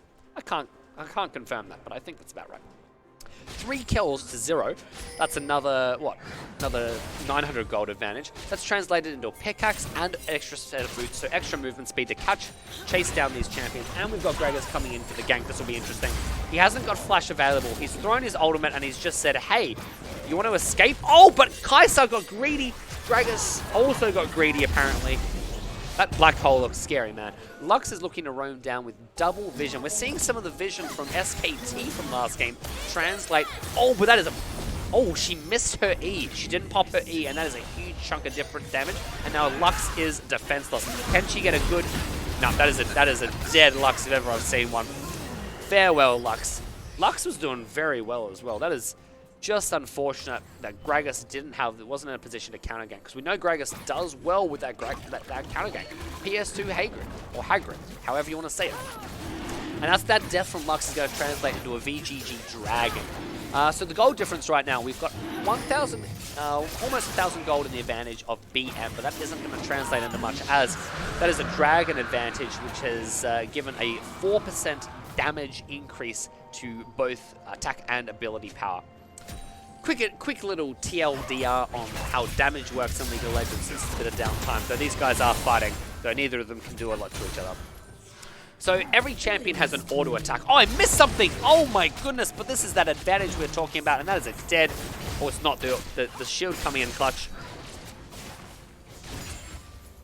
Gosh, that water's good. I'd believe that, Krez. I believe that, Krez. Alright, so the way that this works. Okay, so let's just do a quick idea. Caitlyn here is an attack damage carry, so she does extra damage with her auto attack. She builds her champion to do more damage with each of her auto attacks, which don't have cooldowns. Well, typically, there's just a smallest cooldown, which is attack speed, how quick you can do your attacks. A champion like Lux, though, who is now getting ganked for the second time, and if she dies again, this is going to be very bad for her. Oh, and that is a dead Lux. Man, that's unfortunate. Oh, Lux is in trouble. Lux is in trouble, falling behind now. Is she still at the CS lead? She has still at the CS lead, though that will translate into an XP advantage to Orianna now, I expect, as Lux has now died twice and probably missed a significant amount of waves. So Lux and Orianna are ability power champions, mages, if you will. They do damage through their abilities, and they build different items which focus on doing extra damage through ability power, through abilities. The more damage they can build with abilities, the more different types, the different type of damage that comes through the team, the different items that either team will have to build to defend against them. Let's say one team has a significant amount of attack damage champions. That means the enemy team can build armor and negate the damage from attack damage characters. And if the team hasn't got ability power damage to balance that out, those items are going to be significantly more efficient. But we're seeing some engages here onto the red team. VGG with an excellent play here. That is 3 champions all playing to get this counter game. Oh, but Setsei's alive way longer than he should be. He had any right to do. Lux misses another binding, man. This is not good for Lux. Oh, Luxy. Oh, Luxy. Things are not going well for Lux today. That is the 3rd death. And the thing is, though, with Lux's death, each of them have come from overestimating what she's able to do, what Lux is able to do. Lux does a significant amount of damage, and she's done that with the ultimate, with her abilities, hitting some serious damage. But the problem has been that when she's chosen to do that damage, VGG has been in an excellent position to counter the damage, jump on top of her, and end her before she can do any of the excessive damage that she's known for doing. And that translates into a dead Lux, and that translates into an advantage to VGG. VGG has closed that gap. It's down to 700 gold now instead of 1,000. Okay, well, let's see what we're doing here. I'm just taking a few deep breaths now. I've been talking a lot. I like talking, but my goodness. I need to get some ability haste for my my talking ability, because right now my cooldown is too long. Okay, what is coming up next? We have a dragon spawning in... What's the cooldown on dragon? Where is the cooldown? I can't see it. Oh, I haven't got that enabled. That's probably why. I'm not sure how I can enable it. Is it in here? Yeah, it's in here. Game. Nope, I've got no idea what I'm doing about it. Let's just watch the game. I don't know when the cooldown on dragon is. I'm sure it'll be at some point. Gragas coming in. Getting Gragas ult! Gragas ult! Gragas ult! Huge! And that is a dead... What? What just happened? How did Kaisa not die? BM are falling apart. VG are running away with the match, and that is a possibly third kill from... No, it's not going to be a kill. Or is it? We've seen the choice by VGG to go Assassin Kayn. So Kayn, this champion, is an interesting mechanic. A CS check. All right, we'll do a quick CS check. Good idea. So Lux has the advantage in mid lane. Ornn is currently leading set by 10 CS, and we're seeing Caitlyn with a dominant performance over Kaisar right now. Kaisar got a couple of kills, but they are effectively half the CS, less than half the CS of Caitlyn right now. That's about a 60, almost 70 CS. Oh my goodness, I need to go back and watch how that just happened. Ornn did something good. Let's have a look and see if that catches up. Oh, I see what happened. Nautilus ult into Ornn ult, into Nautilus hook, into Nautilus stun. Caitlyn has been neutralized, and that is a double kill for Kaisar. Huge. That is huge in this game because Caitlyn was starting to run away, and she's still got a huge advantage. We shouldn't underestimate that. And it looks like, oh, I've just missed a second kill. Gragas got a kill onto Kayn. Oh, Kayn took a hit. Kayn took a tower hit. Man, that's rough for Kayn. He chose the wrong direction when he came out of his little ultimate ability. Now let's go back to Kayn for a second. Kayn has the choice to choose between assassin and tank. The tank character has more health, but the assassin damage is more. The assassin character does more damage. Caitlyn gets a double kill, and that is not good for. That is just not good for VGG. The Caitlyn is the key difference in this match. Even though Blue Team has a distinct kill advantage, they have 5 kills up in this game. Caitlyn single-handedly is providing the goal difference between these teams to provide BM the goal difference and giving them the pressure to get abilities like Dragon. Caitlyn has already finished Gale Force. Both. Oh, we're going Kraken Slayer. What's the decision to go Kraken Slayer there? We're going to be seeing a damaged Gragas. We're going to see more or less, I suppose, a tanky set. Kraken Slayer is interesting. I'm not sure who they're planning on killing.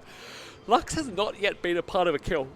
Lux needs to find a way to get themselves involved in the game. We're seeing a huge mid lane difference here. Orianna has been a part of 8 kills, whereas Lux has only been a part of, well, none. Has been a part of 4 kills, which were their deaths. Oh, that is a mistake from Set. That is huge damage onto that tower. It could have possibly been prevented. I don't know. Shouldn't talk too soon. Question is, will VGG be able to neutralize this Caitlyn if they get either the Orianna ult, the Kayn assassin onto the Caitlyn, or the Nautilus ultimate onto the Caitlyn? That's what gonna be. That's gonna be the difference here. What CC, Ornn as well, Ornn ultimate, what CC can we get onto the Caitlyn? Can we neutralize that carry? And if they can, I mean, the rest of the team currently has 0 kills, 2 kills, 0 kills, 0 kills. There isn't a lot of damage left on. I suppose Lux has a little bit of presence, but Caitlyn doing some serious damage, and that is a flash. Can she E through the wall? That's not quite enough. Not quite enough. Didn't build lethality. Where's the lethality Caitlyn build, man? Lethality Caitlyn build gets that. Oh, okay. You can turn out the you can turn off the automatic and the difference so that it follows the camera. Toggle directed camera. Oh, I see. So it follows it without me really having. Okay. I like this, Naruto. You are onto something, my friend. Now we're going to see a slight. Lux has currently got stopwatch available, which is going to be very valuable if she gets Kayn ulted, Orianna ulted. That's going to negate a lot of that damage, especially if she times it correctly.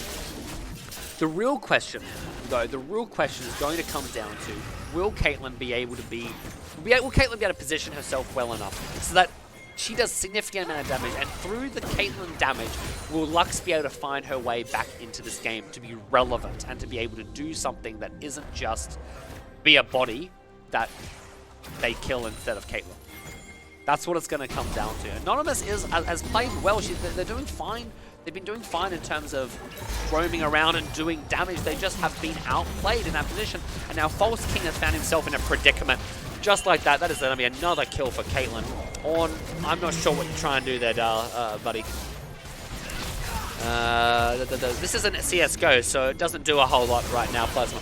Alright, and this is going to be... Oh, fighting when Caitlyn isn't here. This is a VGG excellent counterplay. That is a double kill. Can they find 3? Gragas is coming in. Caitlyn is not here.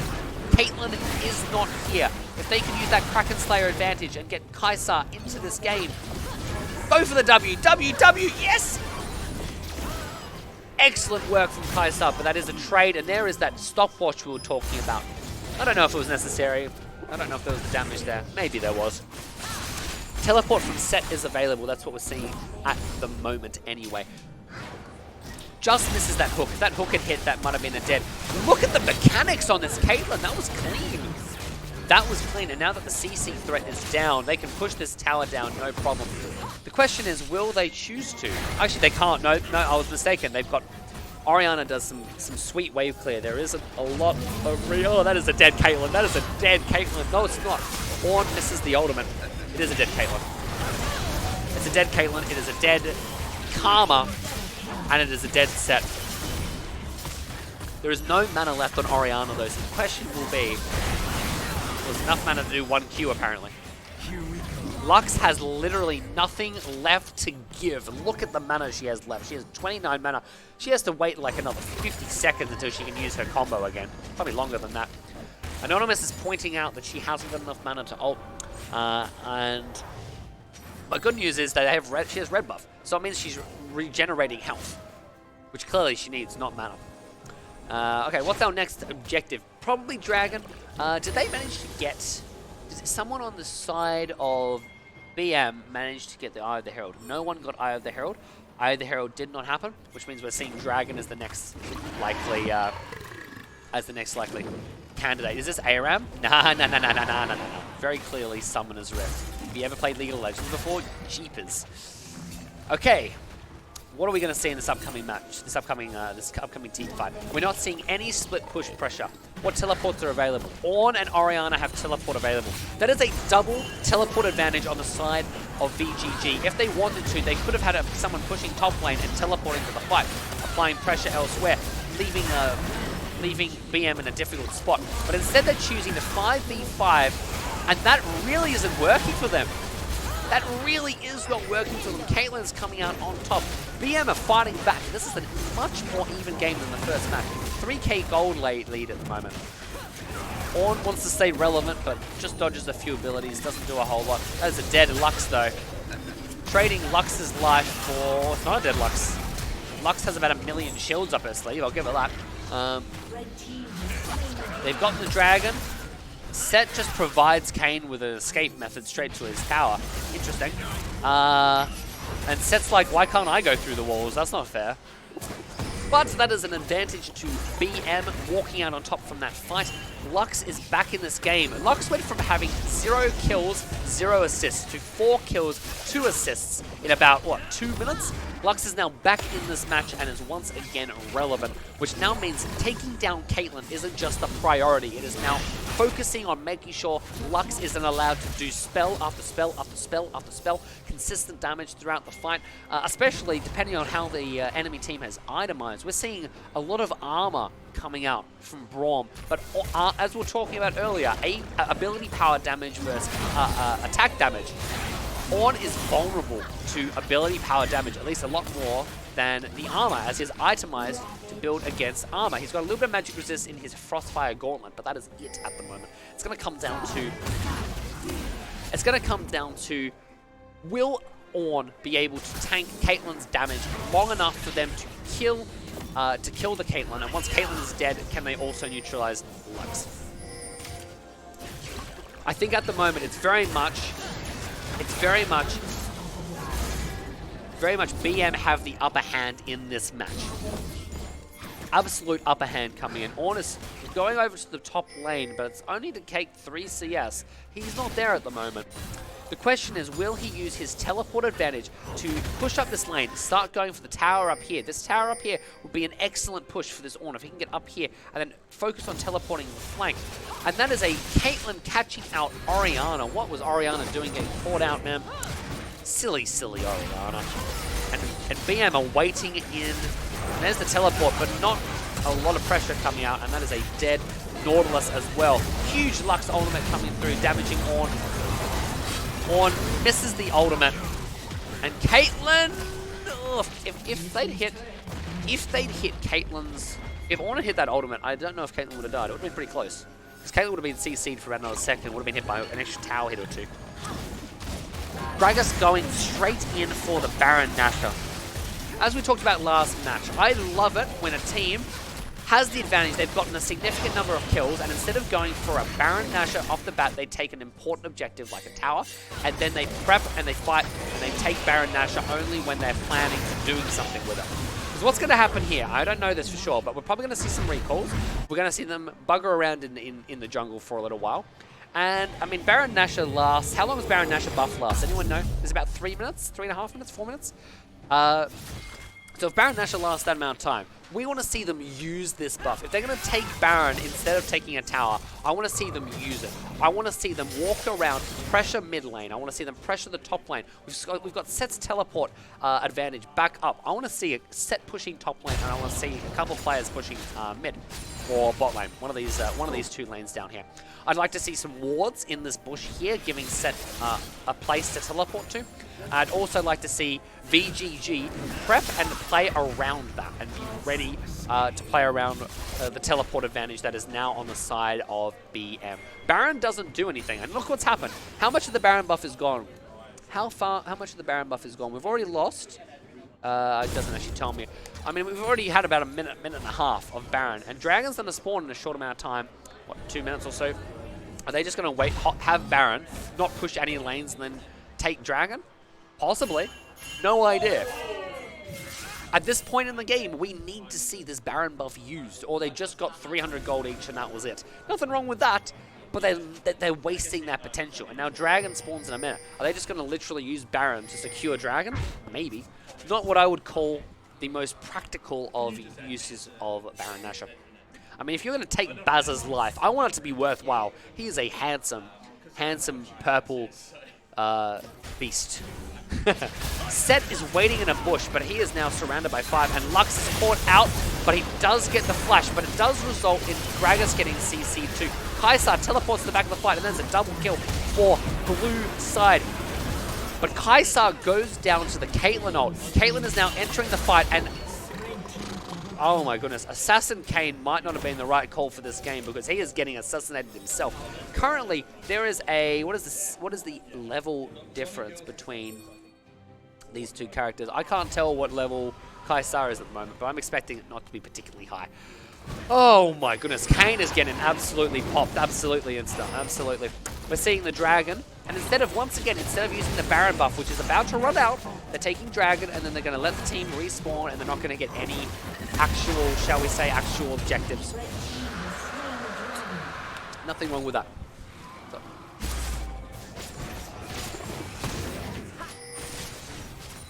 Okie dokie, we'll work on that. Guys, if I could just ask kindly, can we focus on keeping chat nice and family friendly, make sure everyone is nothing too, well, I'm sure you know what I'm talking about. Just keep it family friendly and appropriate in chat, please. Alright, let's get back to the game. So we've got Kayn looking like he's pushing up towards the top side, and we have Nautilus also clearing out this ward. He didn't even see it. Nautilus might need some specs from Specsavers. They're not even sponsoring the event, man. That's just a famous ad. Okay, we're seeing Nautilus roam around the back. Will this translate into a ganker mid? No, it's not. He's now finding this control ward though. He's found this one. This one managed to survive though. These are some of the deep wards we saw from SKT coming out on the side of BM this game. This is showing that last game the game got away from them. They fell away. I am going to do a quick purge of that comment, please. All right. I'm going to keep this match going. Caitlyn is now in the mid lane and has been caught out. Is this a dead Caitlyn? Oh my goodness. The Set ultimate just countered on ultimate. That was excellent. Did you see that huge Orianna ultimate? Caitlyn has been caught in it. And Kayn is now trying to assassinate, and that's a dead Caitlyn. Caitlyn is down on the side of VGG, but they are the only player down. Now there's 2 down. Gragas is down as well. This is a big fight. VGG should have the advantage in this fight, but they are falling apart. Lux has become relevant again. Lux, who was completely irrelevant 5 to 6 minutes ago. 5 to 6 minutes ago, Lux was what I would call absolutely irrelevant, doing absolutely nothing for the team. That's a bit harsh. Wasn't doing a whole lot, but they are now back in. They are fighting and they are getting kills left, right, and center. They're basically on a pretty even CS with Oriana. We're going to check back in. We have a 150 CS lead on the side of Caitlyn. 150 CS. Let's do some quick maths on that, guys. 150 CS. Okay, 200. Let's say you get 20 gold for each of those CS. That's not completely accurate. Let's say 8. Nah, I'm just going to do 20 for the sake of maths. 150 times by 20. Someone do that for me. Is it like, what, 2,500? Is that right? No. Yeah, something like that. 2,000. Over 2,000 gold advantage from CS alone. Not to count the 13 kills. The Caitlyn damaged 300 CS at 30 minutes. Kresno, keep that out of chat, please. We are not keeping that. We're not talking about that kind of thing, man. It's very important to keep that nice and chill, please. Focus on that. Focus appropriate on chat. This is the city council event, man. You got to know that's not what we're looking for here. All right, so we're looking into. I'd like to see some pressure on the bot side. I'd also like to see a teleport advantage from Ornn. Gragas going in, going for the 1v1 on Kayn, but Kayn is turning it, and is that a dead Gragas? Gragas is deep in the backside. Zonya's hourglass from Oriana. Oriana wishes she had her ultimate right now. That would have been huge. Set goes in. Kitty Coda gets a kill onto Nautilus, and I'm afraid it just looks like VGG are crumbling at this point. Nothing left to give. Oh, for goodness sake, take the mid tower. Take both mid towers. Don't do it. Don't go for Baron. Yes! Excellent! I'm loving it. That is a double mid tower push, and even inhibitor here if they want. If they're a little bit braver. There's still 10 seconds left on the respawn for Kaisa, so it will translate into a Baron Nashor as well. Dragon spawning up soon. Everything is going BM's way. 10,000 gold lead. Real flip on the opposite of last game. I'll ask who the sponsors are for this match. No, we do have a couple of sponsors for today's event actually.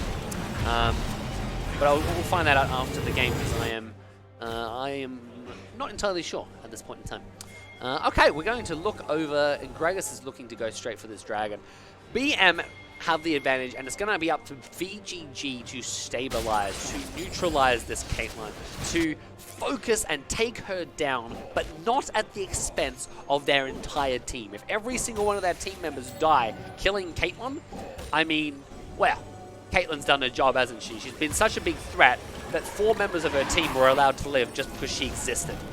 How is that for epic? Okay, we are seeing some. I mean, that's an early Gragas ult. I'm not sure what that was trying to do. I'm sure he had a goal in mind. We'll have to see whether he's a wizard or not. Hysterical. And that is the soul of the Air Drake going over to BM. The soul of the Air Drake is after when a team gets their 4th dragon, an advantage goes to the team on top of the regular advantages, depending on what that depending on what the dragon is. The Air Dragon usually provides 12 ultimate haste to per dragon that they get, right? Which means that not quite the Caitlyn. Which means the soul for the dragon, the soul for the Air Dragon, gives members a movement speed boost every time they use their ultimate, which can be fantastic for champions like Hogmore. Champions like, I suppose, Karma would benefit from that. Set getting that movement speed boost, but Set goes down. Oriana misses her ultimate. Great flash from Caitlyn. It's looking like the game is coming to... I think it's over. That is, everyone is dead. Every champion on the side of VGG is down, and they are pushing the Nexus. BM are going to come back from their first loss of the day in style. Caitlyn is going to end on almost 360 CS. Just once, I want to see the Nexus explode. Come on. All right, we're just gonna pretend. The Nexus has exploded. Congratulations to BM on their excellent comeback. Well, I mean, that wasn't really... They were behind. It was a pretty even game throughout the match. But after their first loss to SKT, coming back and having the mental fortitude to fight back and get that victory on the back of Kitty Coda's excellent Caitlyn. I mean, every team, mate, played their role in that game, but I mean, I'd be a fool not to award that MVP to the Caitlyn with over 300 CS at 29 minutes. How, I mean, in a tournament match, dominating his lane, dominating that game, absolutely excellent, absolutely excellent. I haven't actually met any of the players, so I'm not sure who is who, but I will show you the awesome second camera I set up. Oh, there's actually, okay, there's someone's back. But hey, you can kind of see the winning team on the right there. Unfortunately for VGG, they're going to have to recuperate after the last match. After that loss, they're going to have to come back and they're going to have to go against the team that just dominated the team that just beat them. What does VGG do about that? They are more underdogs. They are more of an underdog than Vince Vaughn's team in Dodgeball. Yeah, an underdog story. 4th and 15. No. This is a tournament. You got to bring your best. You got to take what you can and run with it. Throw everything you have and try your absolute damnedest to get those huge. I mean, they've got nothing to lose. They're not the favorites for this upcoming match. But if they are able to somehow bring themselves an advantage, take that game and go, okay, what worked, what didn't. Grabber of Flame played very well on that mid lane. I'm very happy with how he played. He had that advantage over Lux for the first solid percentage of the game. It was Caitlyn bringing the game back that gave Grabber of Flame, that brought Lux back into the game and made Lux more relevant than Oriana. Top lane went well for them as well. Yeah, sure, I can do it. All right, we're just going to do something as well. All right. It says they're already a moderator. It says they're... Oh, good. Awesome. Perfect. Okay, do you believe in jungle difference? I don't believe in any kind of quote-unquote difference. There's a lot that goes into losing a League of Legends game. I mean, you could argue that the reason that that game fell apart for them was that... Well, for VGG, you could argue was that, well, the bot lane lost. They were 100 and they ended up being, what's the end score? They ended up being almost 200 CS behind the enemy AD carry. I mean, that's huge. You could argue that as being maybe it was just a bot difference. But from watching the game, I wouldn't say that Kitty Coda and Cutie Banana won bot lane particularly in dominant style. They CS'd better.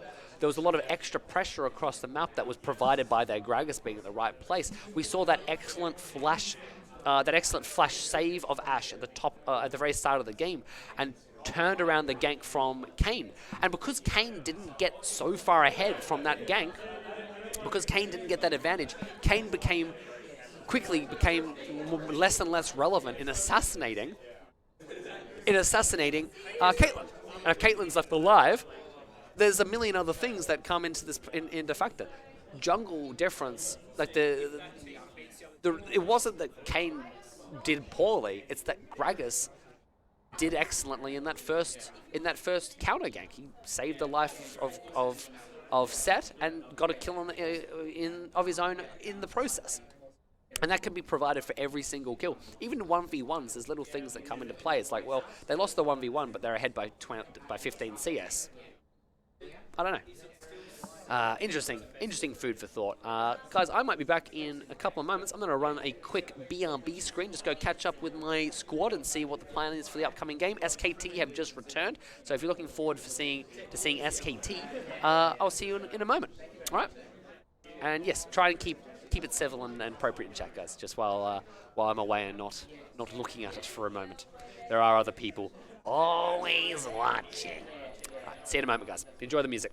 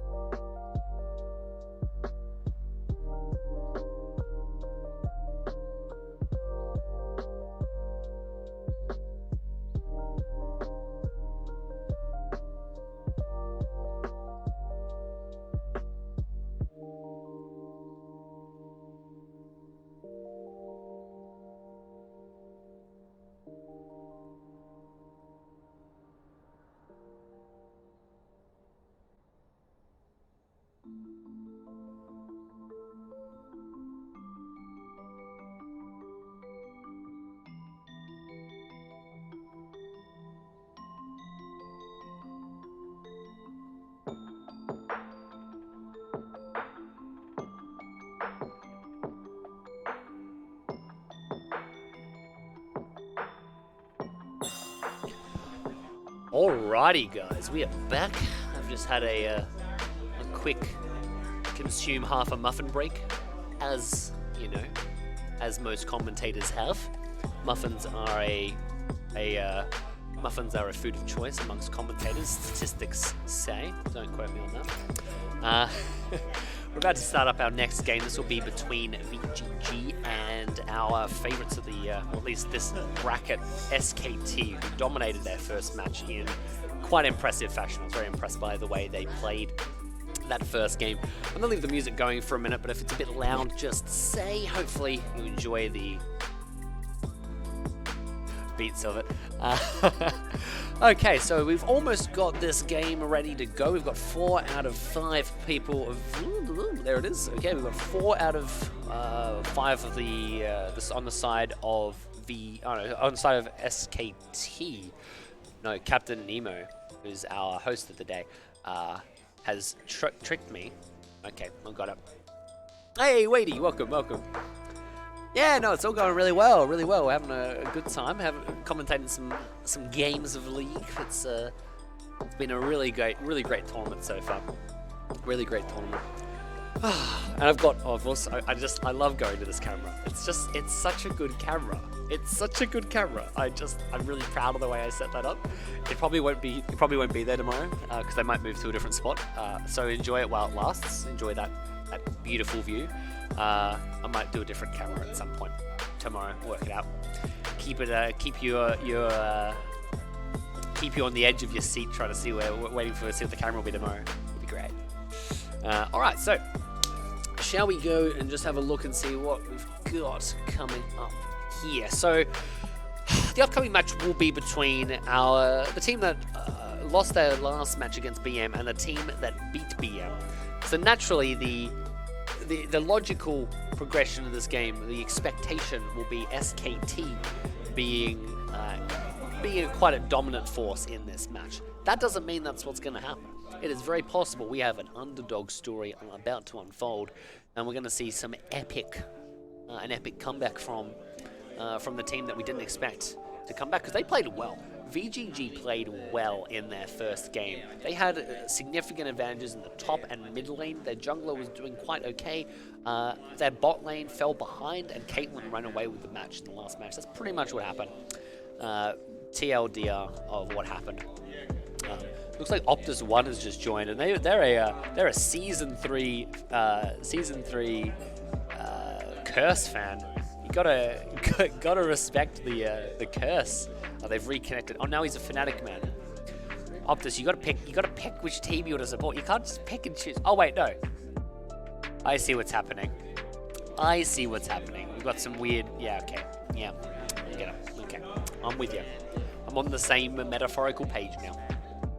Alright, so what bans are we going to see in this upcoming game? This is going to be interesting because we've seen 2 Orianna picks from the mid laners of both of these teams. Grabber of Flame and Optus both played Orianna. Optus dominated, won with Orianna, and did some really nice fancy footwork throughout that game. Grabber of Flame was doing well, won their lane, I would argue won their lane, but unfortunately the way the game went, the game just fell apart, and the Orianna wasn't able to carry that match. So in that regard, we're going to be looking and to really see whether Grabber of Flame is going to want to ban that Orianna away from Optus. Optus has been put as first pick.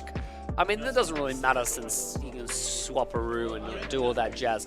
But that's going to be a really interesting contested sort of situation in the mid lane there. This is the real game. Oh, it's going to be interesting, Chris. It's going to be really interesting. Optus has now actually decided to show that he's a Curse fan and has gone back to the bottom pick. Funny old world. So Heatshot is another player I want to talk about real quick, because Heatshot played exceptionally that first match. He got MVP with his Nocturne. I'm going to expect a Nocturne ban, since we did see the Nocturne ban come out from VGG last game, and Nocturne wasn't even played by BM in the first game. So other champions, though, let's have a look at what Heatshot plays. What other champions could we see coming out of Heatshot? We've got some experience on Warwick, Shyvana, and Udyr. If you're familiar with League of Legends, those are all pretty competent junglers, have different strengths and weaknesses. AP Shyvana is quite a prominent build, does some real chunky damage. Udyr is a speed fiend who just sprints down and runs at you, and you cannot outrun him. It is scary. And Warwick is a wolf that, well, kind of does the same thing, but leaps, kind of does a big leap and goes, ah!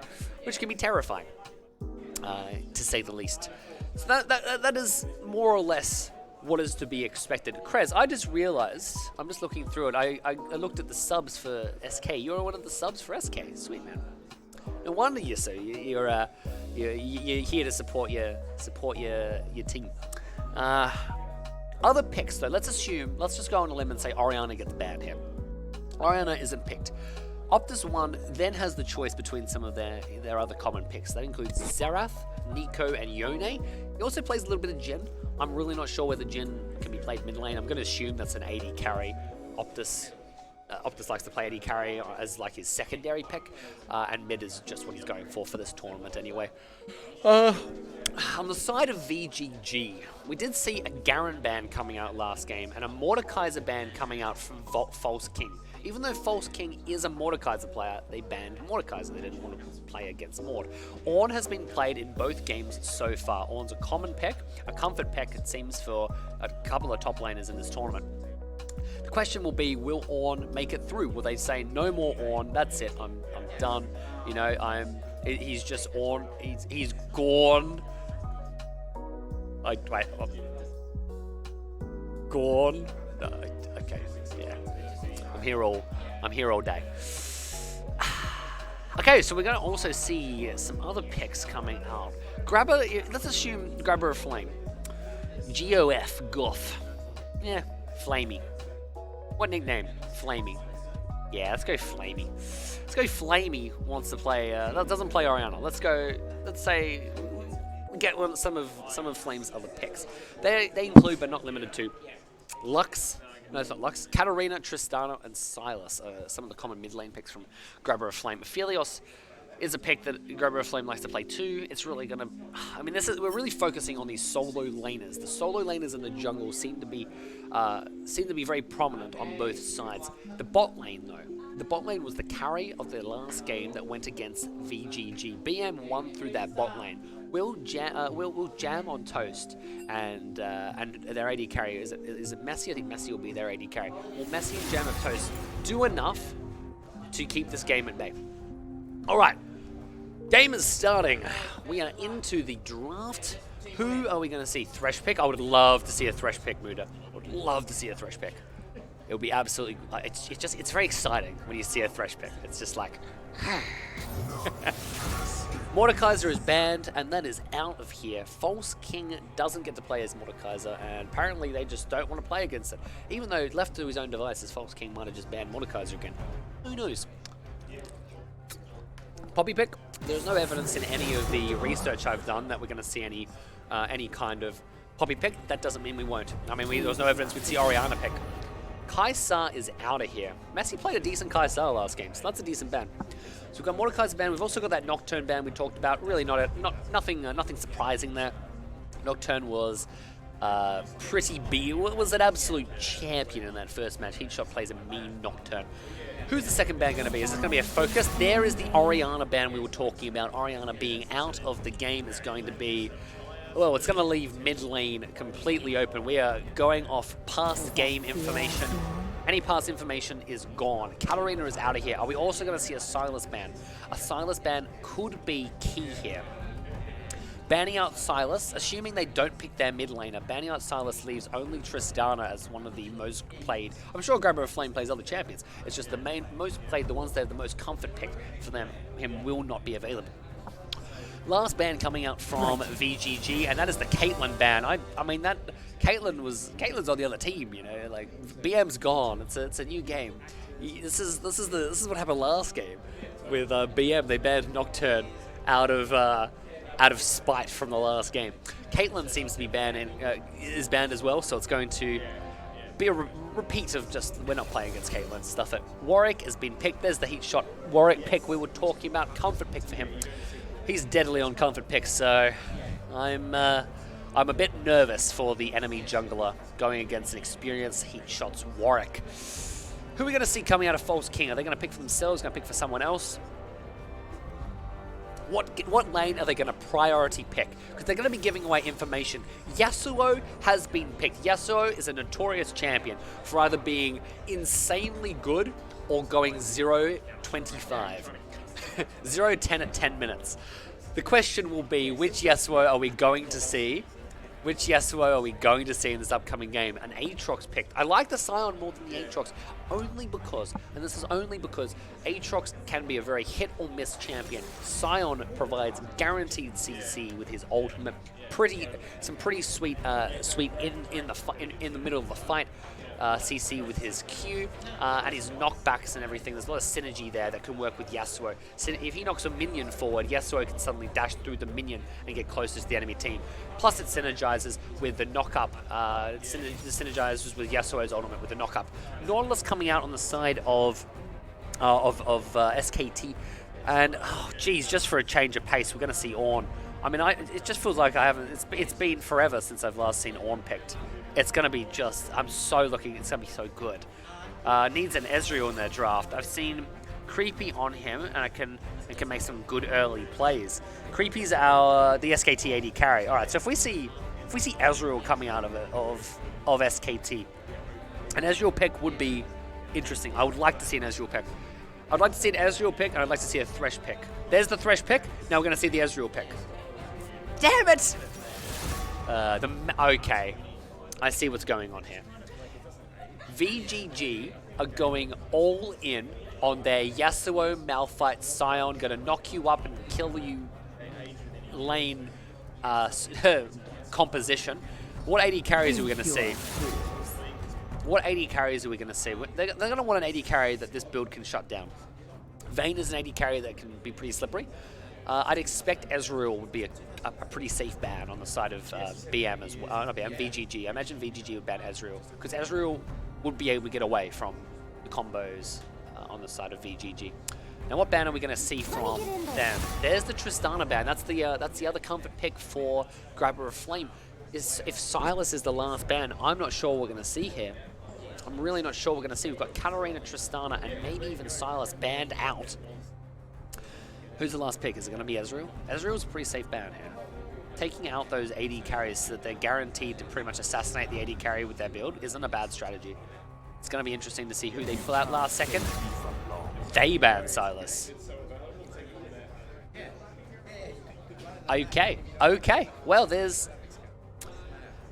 that is a curveball I didn't see. The only thing that would surprise me more is if we see an Ezreal ban. If we see an Ezreal ban on the side of SKT. If SKT ban Ezreal and did the complete opposite. Samira is out of here. Okay. That's an interesting ban, because Samira is a comfort pick for... who was it? Oh, no, I've got that mistaken. That was from a different team I was reading last night. Don't worry. Okay, so they just don't like Samira. Fair enough. Ooh. Lulu is an interesting pick. It'll keep people alive, and it's also a support that provides a knock up, which works with Yasuo. We're seeing a lot of Yasuo team building right now. Yasuo team building. What mid laner goes against Yasuo? I mean, we're going to assume that's a mid Yasuo. It could be an AD carry Yasuo. As I was talking about earlier, there was a Yasuo player. Messi has been known to play Yasuo. So if Messi plays Yasuo bot lane, that's... Oh, I'm not sure how I feel about Misfortune. There is the Nico pick. There is the Nico pick I was talking about earlier as well. Leaving Nico open. Nico is a comfort player, a character for Optus. You know, I actually play a little bit of Nico myself. Nico is best decision. So we're either going to see an AD carry or a mid lane pick. Looks like the AD carry, there's the Ezreal. Twitch is a little bit ambitious. Don't know how I feel about that, though. It is good AoE. Ezreal is a safer pick. But I like the Twitch AoE damage. I do like if it was an AP Twitch AoE damage. Ooh. I genuinely feel Twitch was the more interesting pick. Twitch would have been the more interesting team fight guns to win pick. I would have liked to see. We're going to see any swaps. Who's playing what? So Yasuo is on Grabber of Flame. We're going to see Grabber of Flame in the mid on Yasuo. Looks like a top Malphite jungle Scion, if I'm not mistaken. Ezreal AD carry, Lulu support. On the side of SKT, we've got Nico in the mid lane. Nico-Yasuo matchup is interesting. Yasuo has a lot of tools that can do some serious damage to Nico, but Nico has a lot of, shall we say, creative opportunity. If she can bait out a wind wall with her Q will be up before the wind wall was back up, and that is an advantage for Nico. We're going to see the Ornn versus Malphite top lane, Nico, Yasuo mid, Nautilus Misfortune versus Ezreal, Lulu, and it is going to be Warwick versus Scion in the jungle. Alright, we're going to swap over to me now because my face is way cooler than looking at a timer, right? I appreciate your compliments. That are definitely going to come in the next few seconds. So this upcoming match, I'm curious. I'm curious to see if SKT are going to fall into the trap of 5v5ing against the VGG team composition. VGG's team comp is built for insane team fighting. We're going to be looking for Warwick picks on the side of SKT. Are going to be looking for Warwick picks off with Warwick. We're going to be looking for Nico doing some deceptive, crazy stuff. We're going to see Nautilus using his ultimate to hopefully, fingers crossed, neutralize Ezreal. If I'm not wrong, am I correct in saying that Nautilus's ultimate can be cancelled by Yasuo's wind wall? Is it a projectile? I'd assume it is. It's like a targeted ability. It's like it goes do do do do. It's like under the ground. So it's like a wind wall wouldn't really stop it going under the ground, but I'm sure logic doesn't apply here. So I'm not entirely sure on that. If anyone has any information, I would love it. I would love to hear it. It would just be absolutely fantastic. So it does stop. Okay, because that's gonna be a key. That's going to be a key difference here, because if Nautilus uses his ultimate to engage onto a Yasuo, which, I mean, isn't the craziest thing I've ever heard. If we do see that, sorry, I hit my microphone. If we see that, we're going to see Yasuo be able to cancel his ultimate time and time again. Ezreal will be able to win E behind to, what's his ability called? Jeepers, it's escaped me. Essence Flux, is Essence Flux? Mystic Shot. Oh, I'm losing my mind. He's like, it jumps. I can't think of what the ability is called. He's going to be able to E behind the Yasuo wind wall and block the ability 9 times out of 10. Assuming Yasuo hasn't used the wind wall for other things. There's other things to worry about. Yasuo is going to be looking to wind wall either Misfortune's ultimate.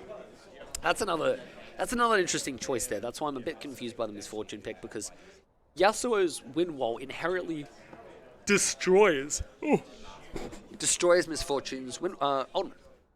So I'm not sure what they're trying to do there. What's the goal? You guys can have a look at the teams that were all intently focused. This is a big game, man. VGG are out of the tournament. Out of the tournament if they lose this game. It is going to be an important game that they don't accidentally lose. If they lose this game, that's that. No more. GG, well played. And it's going to be SKT and BM going into tomorrow's final bracket, I should say.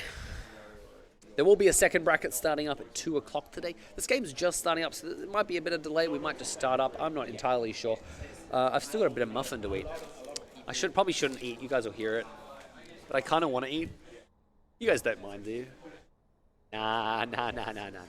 I want to know why this isn't capturing. Oh, it does capture. Okay, cool. Perfect. Okay, so we've got... What runes are we looking at? We're looking at an Aftershock Ornn, Electrocute Nico with Sorcery. Yasuo is running Conqueror. Okay, that loaded in much faster than I would have liked, but whatever. I feel like there's a way to add extra things to this, and I'm just not entirely sure how to do that. Interface, camera control, time shift. I mean, I don't know. Interface. Yeah?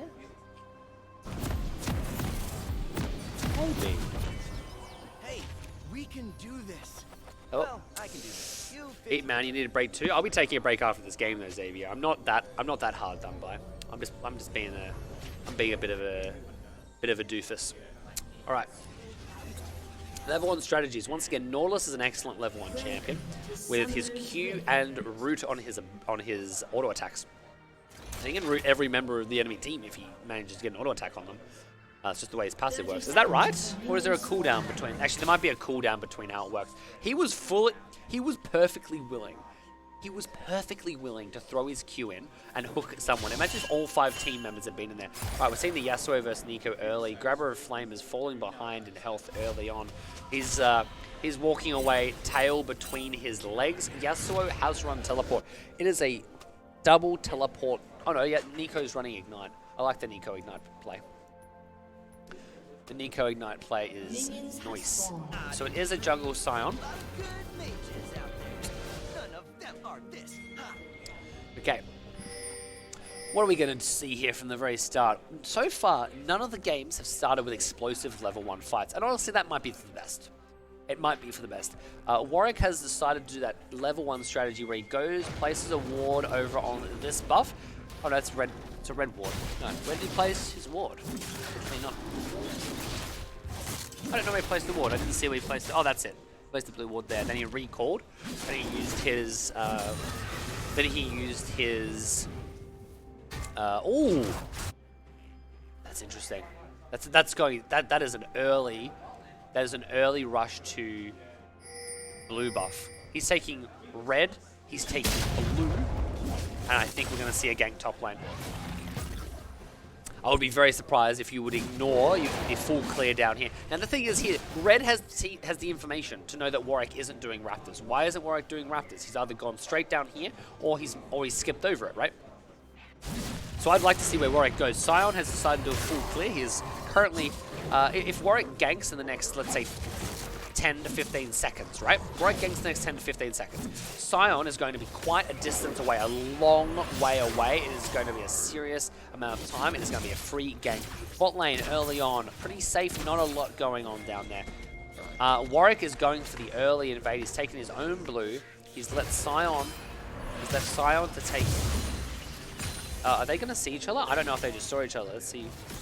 Fog of War for red. Let's just see what red can see here.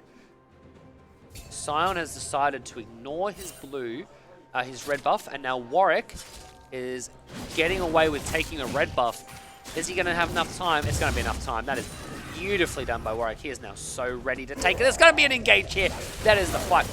Warwick's level 2 is much stronger than Scion. I'm surprised he did that dash through him, because the dash through him meant Scion had the free running out there.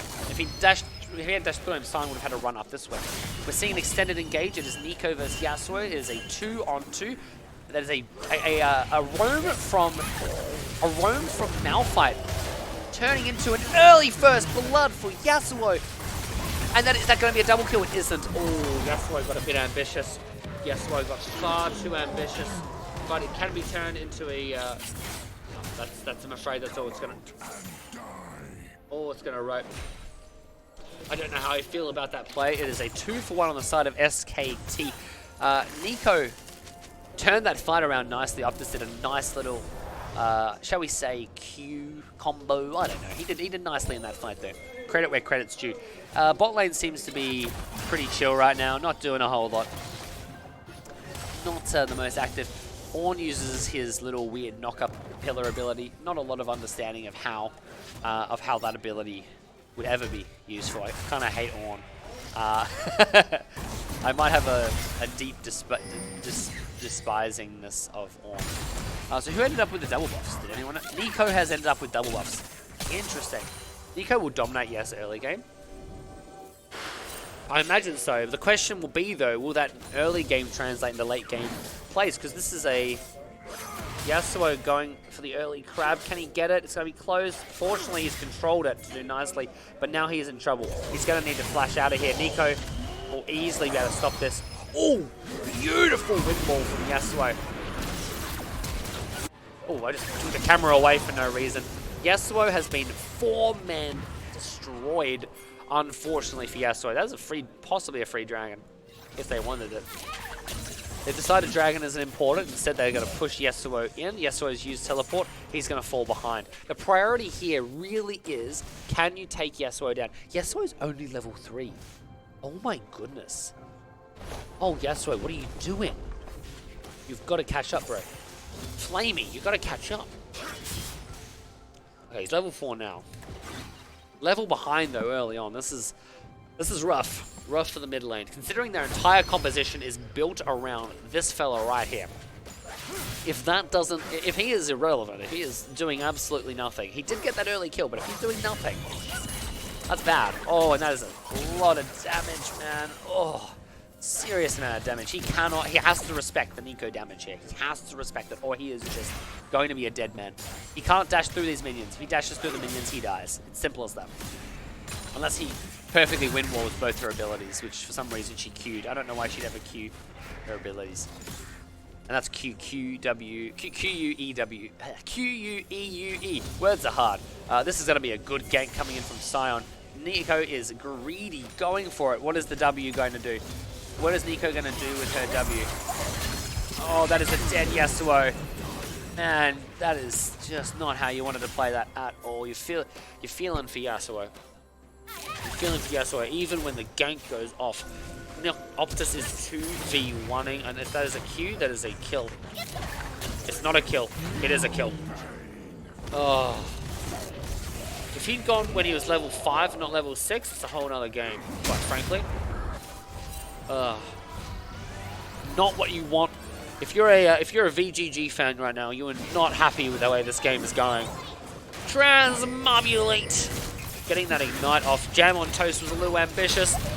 It looks like... I was about to say, it looks like Jam isn't just on Toast. Oh, but there's no Yasuo ult to follow up, because Yasuo is so far behind. Oof. Nico is almost level 7. And Yasuo is, basically level 7. Yasuo is only just hitting level 5. That is a full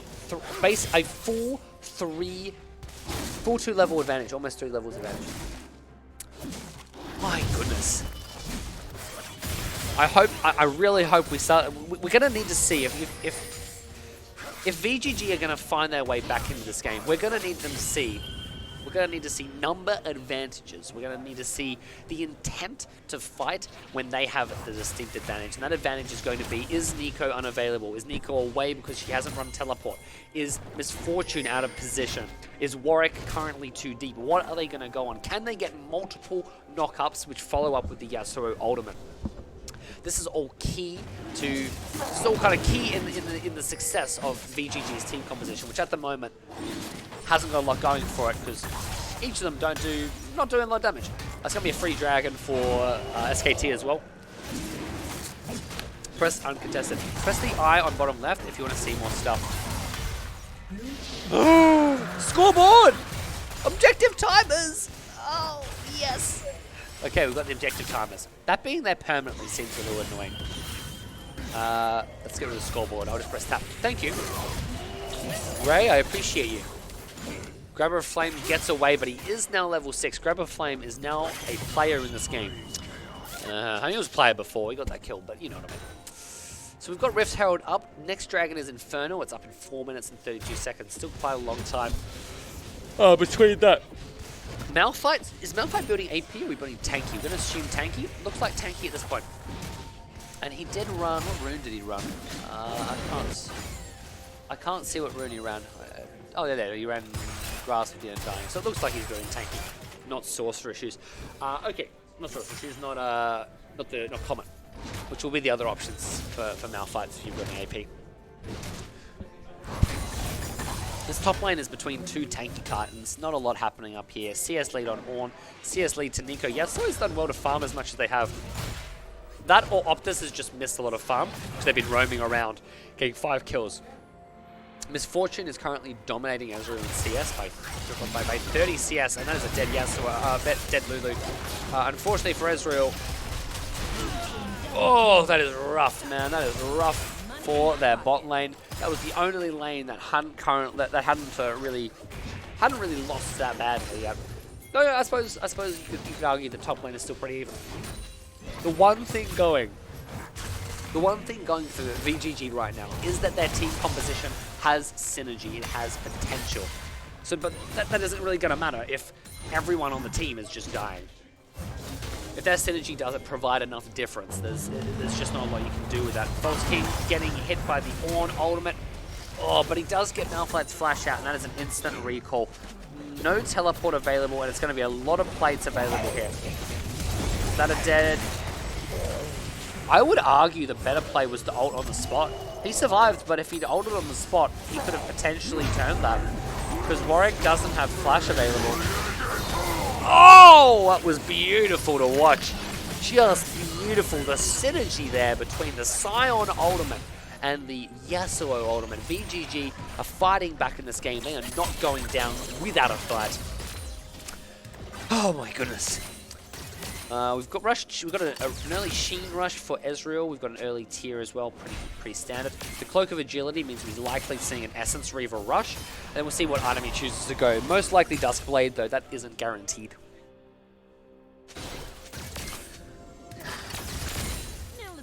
And we're now going to look at what buffs are coming up.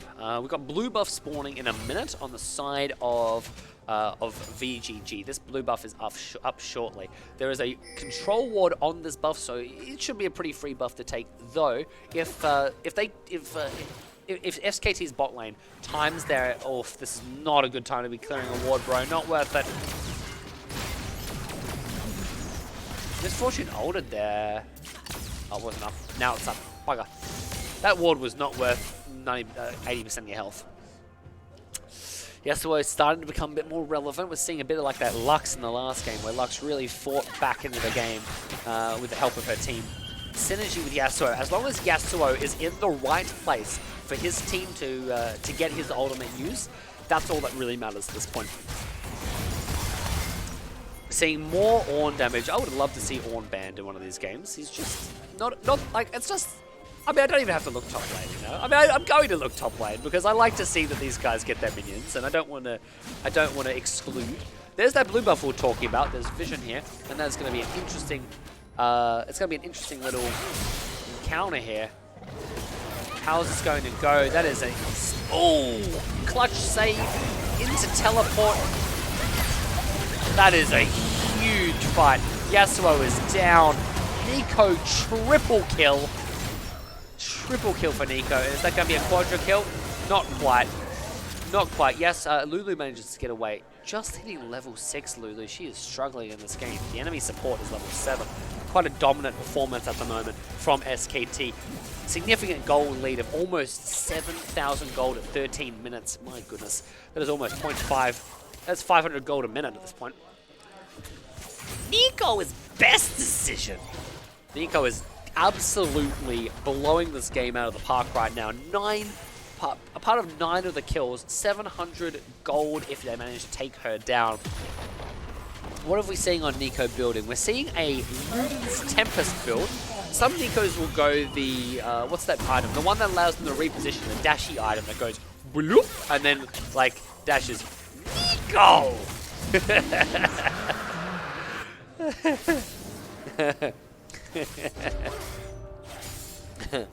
What about those who don't have tails? Are they lonely? Classic Nico line. This is a great position. Yeah, the what's the dashy item? The dashy item that they often build. Can I look in the shop? I have gold. I could buy something too. Who's casting these? It's me. It's me. You can either call me Plumbo, you can call me by my actual name, but I'm not going to tell you my actual name, so you have to call me Plumbo. Because that's what casters do, right? They go by their name. That's what all the casters' names go. Hexbelt, that's what I'm thinking of. Yeah, Hexbelt is the one. So Hexbelt's the Hexbelt is the item you typically see a lot of Nikos build because it allows them to reposition with their ultimate. Though Luden's Tempest does a significant amount of damage. This is a dead Yasuo if ever I've seen one. That is a legendary. Oh, things are just falling apart. They've got to. Sion has to make something happen. Sion has to make something happen. If that means ulting down mid lane and getting a kill onto this Nico. 700 gold in the pocket of that Yasuo. This game isn't over. Do I stream? Sure do, mate. I'll give you a quick I'll give you the link after the chat. Actually, no, I won't. I'll do it this way because I will do it that way. There you go. That's my my official name. If you're interested, I appreciate you. I appreciate you guys being so kind, showing interest. All right, so we're looking at what's going to happen here. What is going to happen at this point of the game? Oh, I'm feeling... You're not feeling good if you're in VGG's shoes right now. Yasuo and Malphite are now in the same lane. It is possible that we see something happen here. The question, do they have the damage to take them down? Behind the Ornn ultimate, he really wanted that Warwick dead. Ornn has serious damage. Where is this damage coming from? Yasuo was quickly running out of space. The flash was a bit preemptive. And we're going to see if he can hit the Q from downtown. Unfortunately, town is unavailable right now. Oh, the fear! Oh, it didn't matter. Heat shot almost did something really good there. Almost good. Is SK Telstra the one winning? Yes, so SK Telstra are on the blue side and the red side are video game gaming.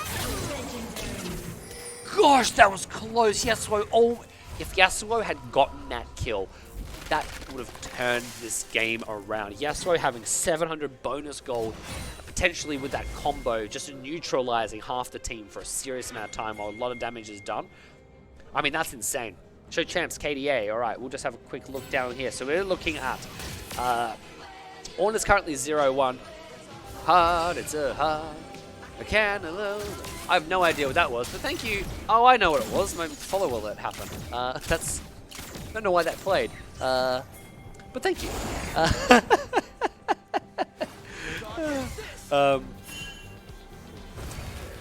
I'm a little nervous. I'm a little nervous on the side of VGG because they are not taking out this Nico. Yasuo is 4-6, 100 CS. They're currently 22 CS behind Nico. This is a big difference. We're seeing a 60 CS difference on the side of on the side of Misfortune. 60 CS difference. Misfortune is 4-0, but let's not forget, Misfortune, because of the nature of her champion, will simply be irrelevant if we get a Malphite ultimate or Yasuo dashy thingy or any kind of knock-up onto her. She is just going to die. Warwick is feeding hard. He isn't having the as good a game as he did on Nocturne at the moment. Oddly enough. Nico's 10-0. Nico is kicking butt right now. Let's just wallow Nico for a little bit. Imagine you're in the eyes of Nico. Wow, imagine being a Nico main and not having the snow skin. The basic Nico looks really good. We're seeing a teleport from Yasuo. Oh, VGG want this. Oh, but they've missed. They've missed Nico.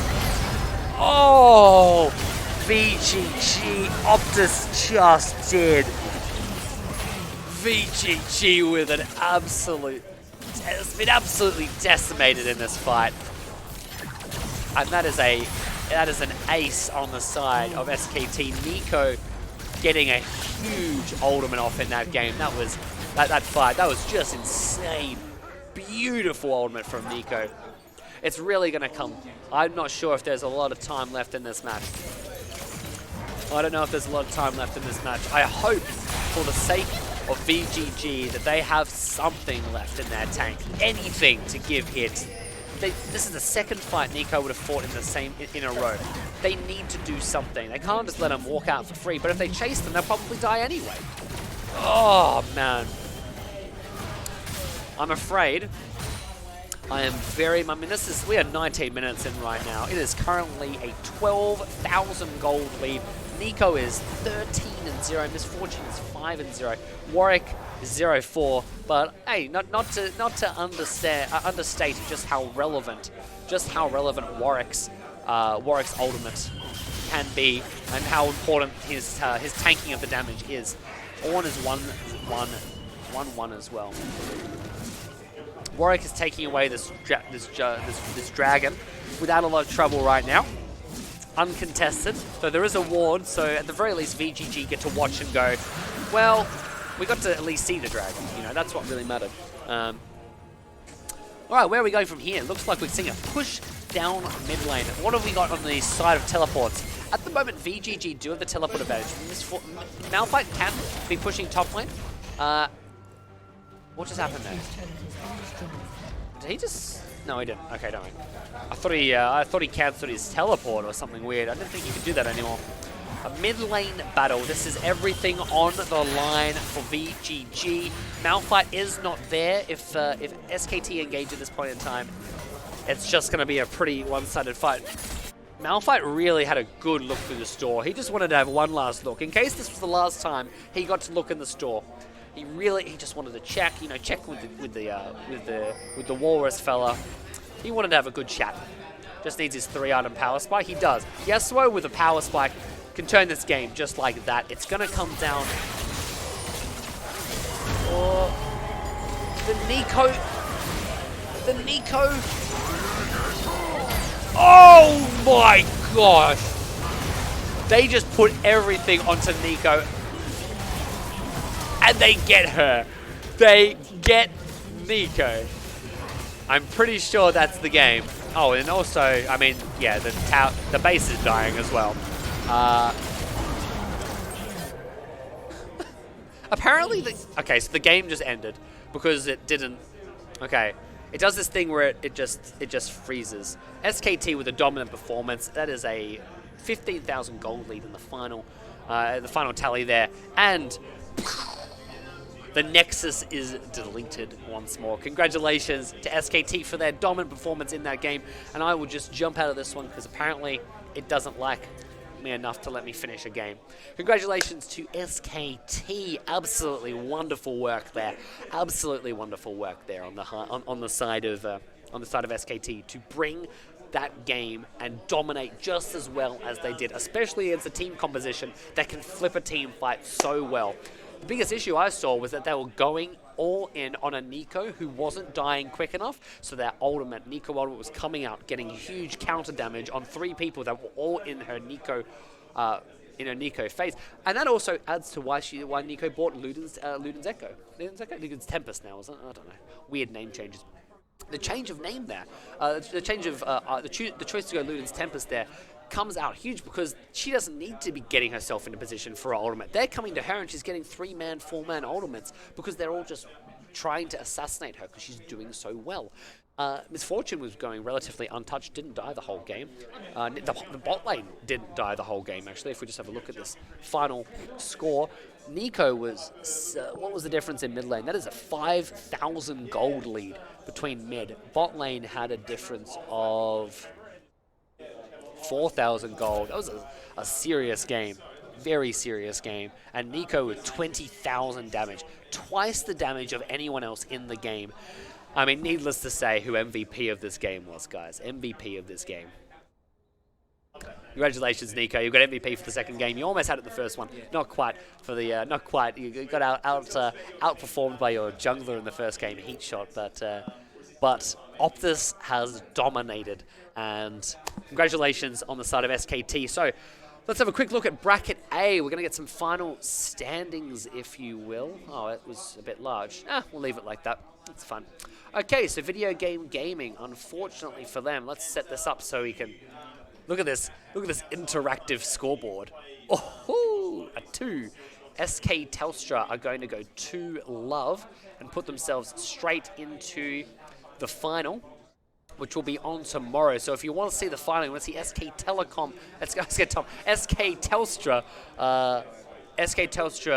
in their game tomorrow. They will be playing. They'll be playing tomorrow about. That's the wrong one. They'll be playing tomorrow, starting about 10 o'clock. I'm not sure if they'll be on at 10. What the first game of the day will be, but it will be the top 2 teams of each bracket going into the tournament tomorrow. So the 2 top teams going into the final will be SK Telstra and Boomer Mechanical. Congratulations to both of you guys. Very hard-fought victories. Video game gaming, your name was amazing. I hope you had fun in the tournament. I don't know if you can hear me right now, but when you watch back, it was a lot of fun watching you play, and your team compositions were feisty. Unfortunately, they just ran away with the game before you got to do too much with either of them in those matches. I really enjoyed watching you guys and casting your matches, video game gaming. I hope to see you in future tournaments as well. Absolute pleasure to have you guys in the tournaments. So anyway, tomorrow will be SK Telstra and And Boomer Mechanical returning to play in the finals. What's going to happen now? We're going to have about an hour break. The stream will probably be will just be turned off for an hour, and we'll restart up in about an hour's time again. In case you missed it, that's an hour's time. That's 1 hour, 60 minutes. So in about that amount of time, we'll restart the stream back up, and we will be back with Bracket 2. And you can have a look at Bracket 2 right now. Bracket 2 has 3 teams by the names of Damon Da Silva, Malphite AD Carry, and Netflix's Cuties. So we'll be back with those 3 teams. I'm not sure. Actually, I do have the order right here. First to play will be Malphite AD Carry, or ADC, versus Netflix's Cuties. So they'll be on at about 2 p.m. So swing back here in about 50 minutes or 55 minutes, guys. We'll be back with the next game of the tournament. I hope you enjoyed the games so far. And I'll see you in about an hour, guys. Thanks for tuning in. See you in an hour.